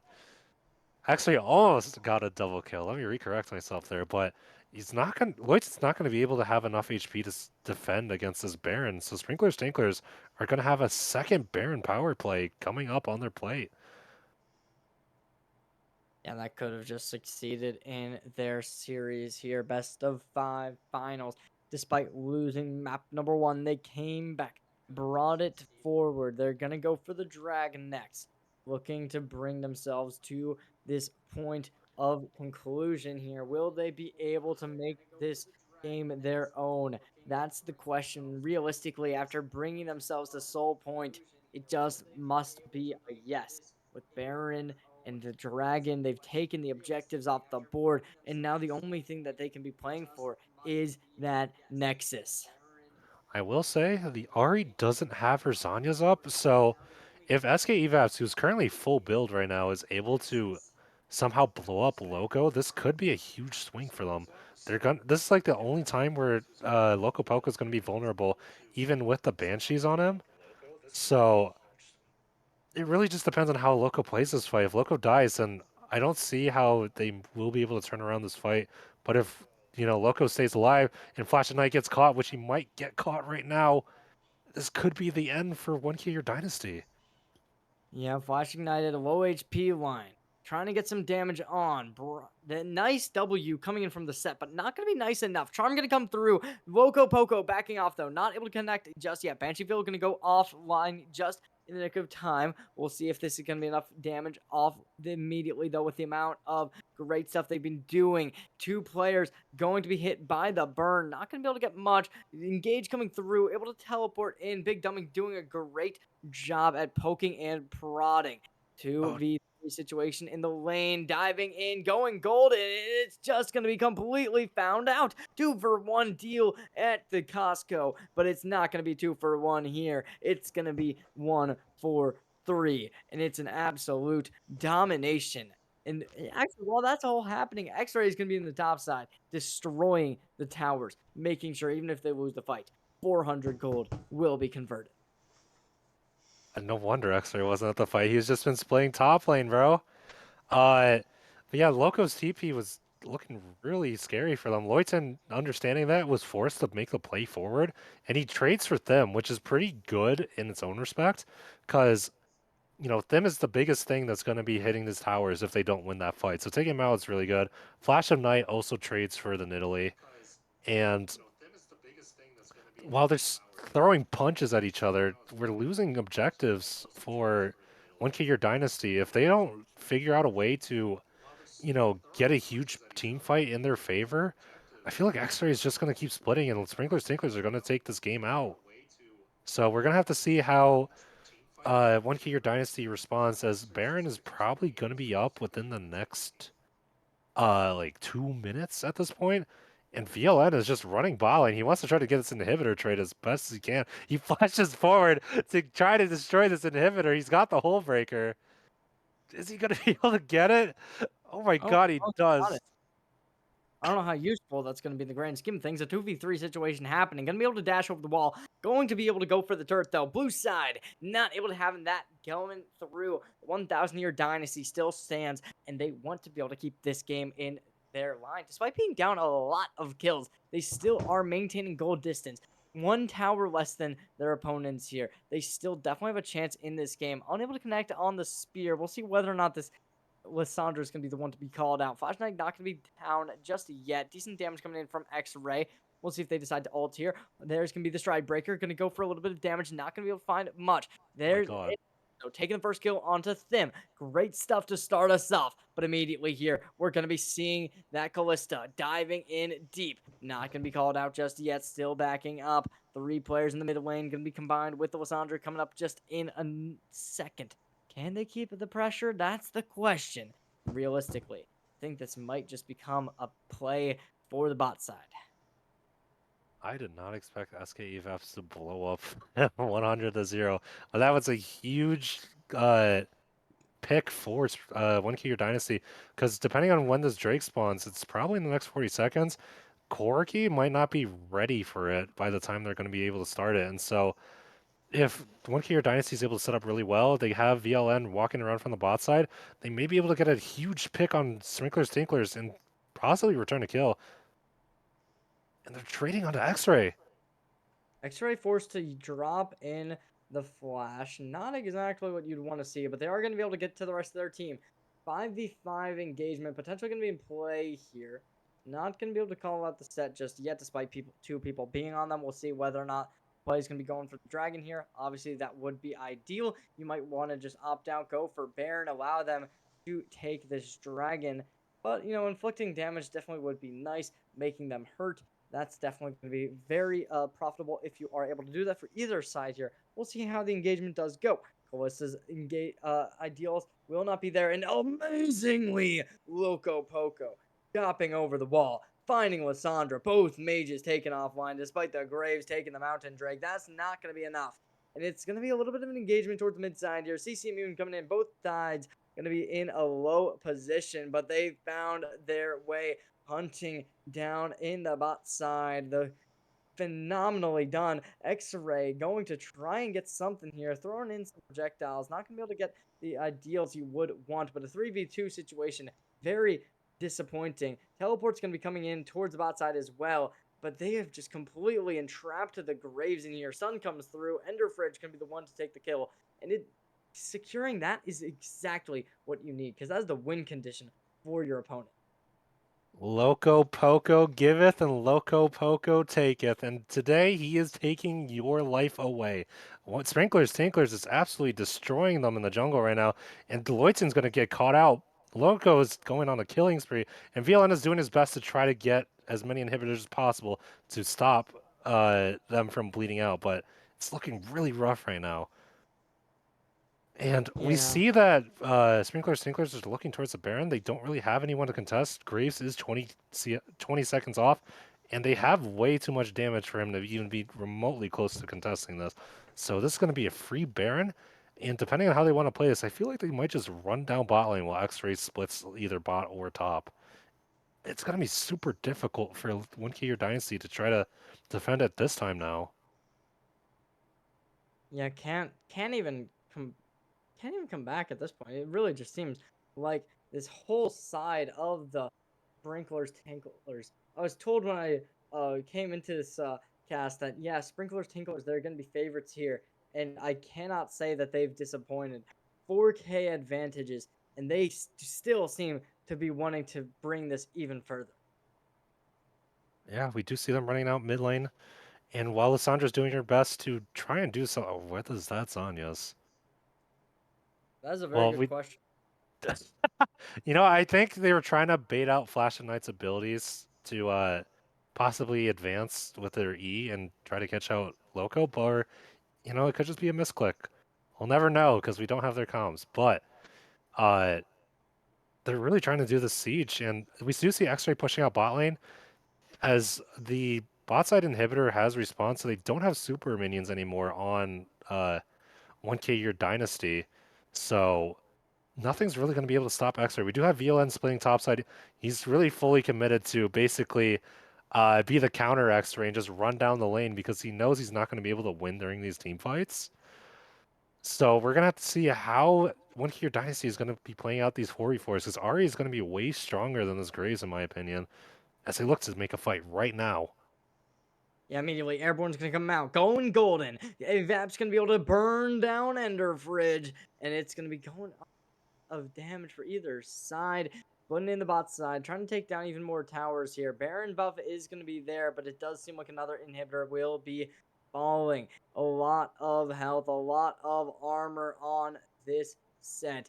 Finally going to be taken off on. Oh, they might even win this. CC Immune's going to have to come in, unfortunately, for this blue side. Despite having a massive advantage, they're going to have to burn their ultimate.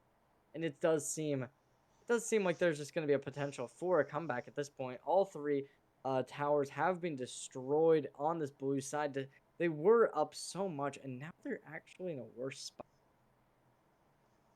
Yeah, I think VLN definitely thought he could have done more damage, but I know he wasn't really looking into that to beat X-Ray. But take a look at the map.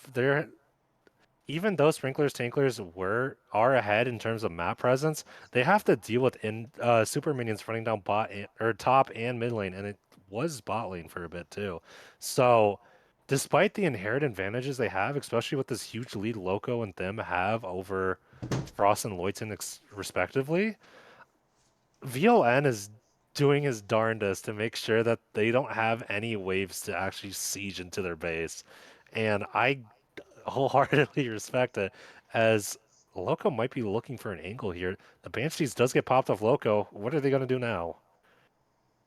Yeah, that's a very good question, but immediately Thim taking down Flash of Night, trying to hit the charm, not able to do it. It's gonna be difficult. Layman going in immediately, gonna be almost taken offline. Thim, the exact same thing. There's gonna be some abilities. Locket gets activated, not gonna be doing much with it. Instead, just using it as a disengage tool. Yeah, they did pop the Banshees thanks to the Lissandra E, but unfortunately, Loyton was the only person there to actually follow up. So not only was Lissandra Frozen Tomb caught on an Ari that didn't really have any risk of dying, Flash of Night now just loses her only defensive tool, and as you saw earlier, he gets return charmed and blown up. So this soul point this Drake Soul is gonna go over to Sprinkler Sinkler. So now it's gonna be even more difficult for 1K Your Dynasty to even look to kill any of them, really. Yeah, We do- immediately. 49 to 29. Any play could win this game potentially.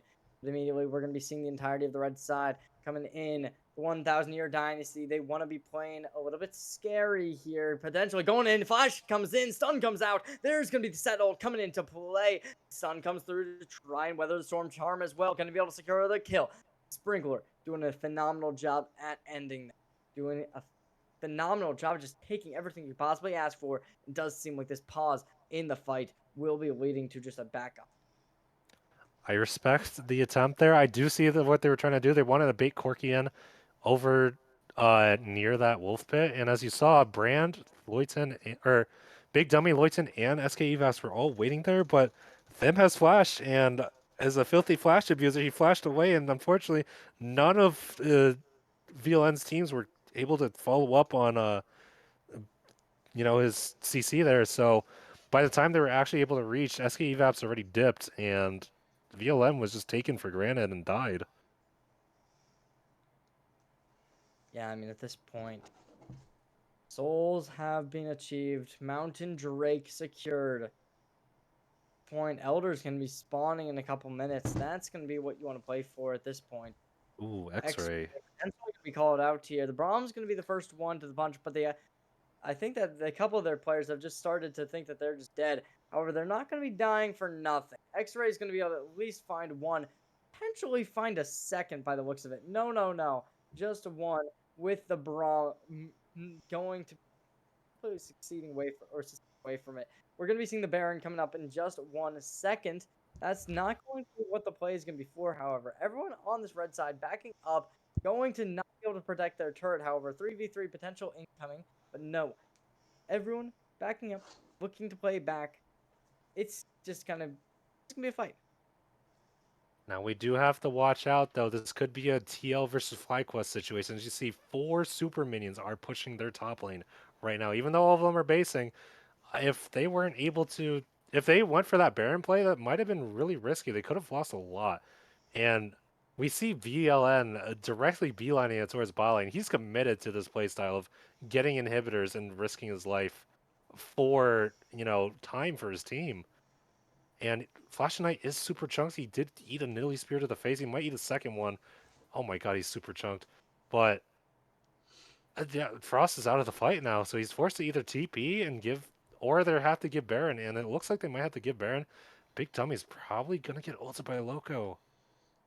Oh, never mind. They're running towards SK Evas right now, or they push mid. I am just calling out everything wrong.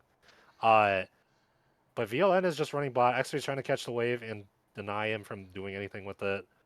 But Hullbreaker's putting in the work and destroying these structures. And he's just trying to trudge on and get towards that inhibitor. He wants to break it. Yeah, immediately we're gonna be seeing this set taking the advantage here. Stridebreaker comes through, looking to take another inhibitor. Not gonna be able to find it though. We go up to the top side of the map here. The entirety of the Sprinklers, they want to make this their game. Will they be able to do it?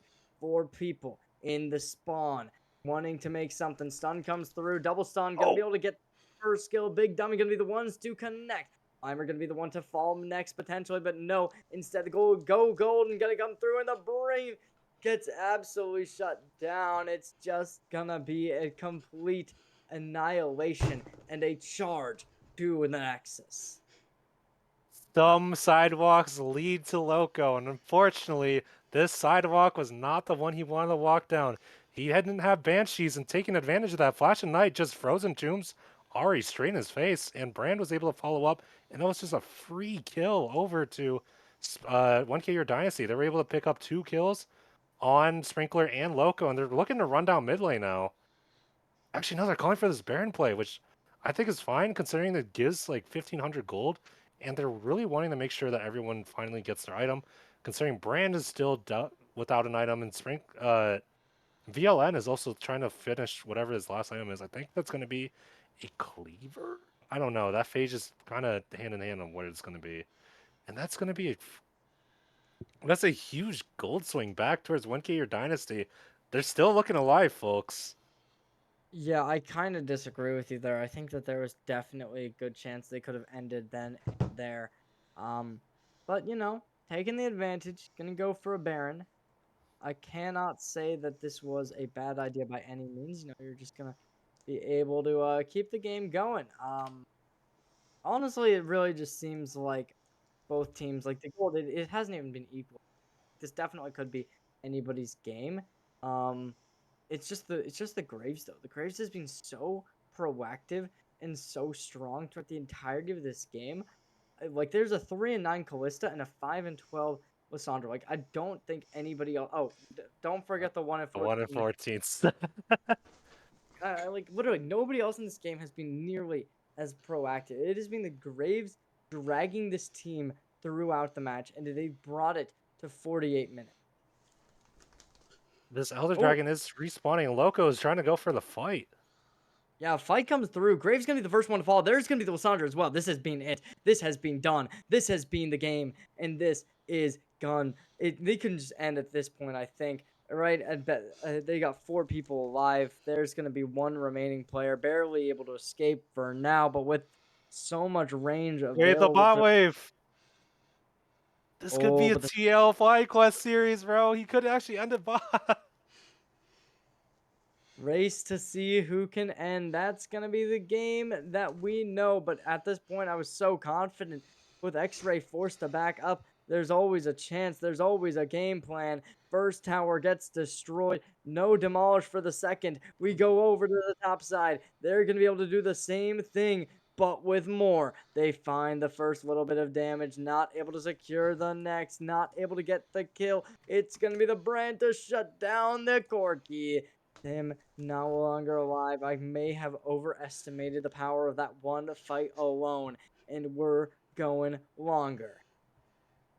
Dean is looking to run down Enderfridge. He's not going to let him recall. Especially, and it really sucks that them got killed by Brand because he was basically the main way that they're able to siege towers super fast. So now that Corky's dead, Sprinkler and Enderfridge just have to run for their lives. Oh my god, this game is getting really freaking serious right now. And this has almost been an hour-long game. This is not what we want to be seeing. The Elder Dragon looking to be slayed. I do love this play here because at this point you need to be able to secure this if you are. And they're gonna take Elder. We might be going to a game number. I'm not. I'm kind of convinced actually that we are going to a game based on this game alone. The brand and the Graves, they've been so proactive, so proficient. I think that there's so much chances for them to be able to make this game just go to another one. I mean, if they don't, that's just such a heartbreaking story. Yeah, I mean, the gates have been open and the Elder Dragon has been secured. If they don't get a good catch on them, I don't think they want to ever fight. And we can see them just running down mid lane now with so much damage. Like Sprinkler is unable to land these spears, and Loco's looking really scared right now because if any of them get caught, it's gonna be game over. Immediately, Luturn first. Little bit of damage, taking down an inhib. 5v5. Can they make it happen? Brand not going to be able to connect the damage. Immediately, the Luturn taking even more of it. Will they be able to win this? That's going to be the question. Everything on the line. Needing this win, needing this championship title. Can they do it? That's going to be the question. Immediately, the set taking so much just poke. You can't make this up. You can't be happy banging your head against the wall. They want to rush in, and it's Sprinkler to claim it. Stun comes out. Going to be Thim to make the next one happen. Graves going to be dying out to the carry, the man of the hour. But Where we it's big walking hope. take this game to the next level, not allowing this to be done without Flash comes out. There's going to be the next little bit of damage. Lopo going to be able to get the Flash of Night down, and there's going to be Thim taking out Luturn and waving the Cloud9 banners to win this fight. Oh my god, I thought they would actually get a lot of damage done thanks to the Elder Dragon, but towers are super OP, and Loco Poco was mostly untouched for that fight. I thought Lloydton would have been able to kite out because he wasn't really affected by most of their team. But as you saw, Loco Poco flash charms catches Callista, and there's no way that they're going to be able to deal any damage under tower. And they're just going to run down mid lane. This might be the game. I don't know. Is Ari going to be able to stop all the super minions from going to their base? I don't think in any scenario you can. So it really just seems like the entirety of this game is just gonna be ending right about now. TPing in, and at the very end, there was nothing that could change the 1,000-year dynasty shut down, taken off the board, and it's the Twinkers to take this game. I mean, how do you come back from? That was 53 minutes of pure back and forth, and I don't know how to feel about it. I respect VLN for changing his entire game plan to just a split push and screw everything else. I want to get as many structures as possible, and it seemed to be working for quite a bit. They were able to pull back from all the gold thanks to all the supermains, and One Gear Dynasty was able to like shove in for that last part, but Loco Poco, I'm still gonna say it again. He giveth and taketh, and he freaking popped off this series. I'm gonna be real. Like he did so good, and thanks to all of that, despite all the mess ups that happen, like Sprinklers pull ahead. They got so many objectives. They got the soul.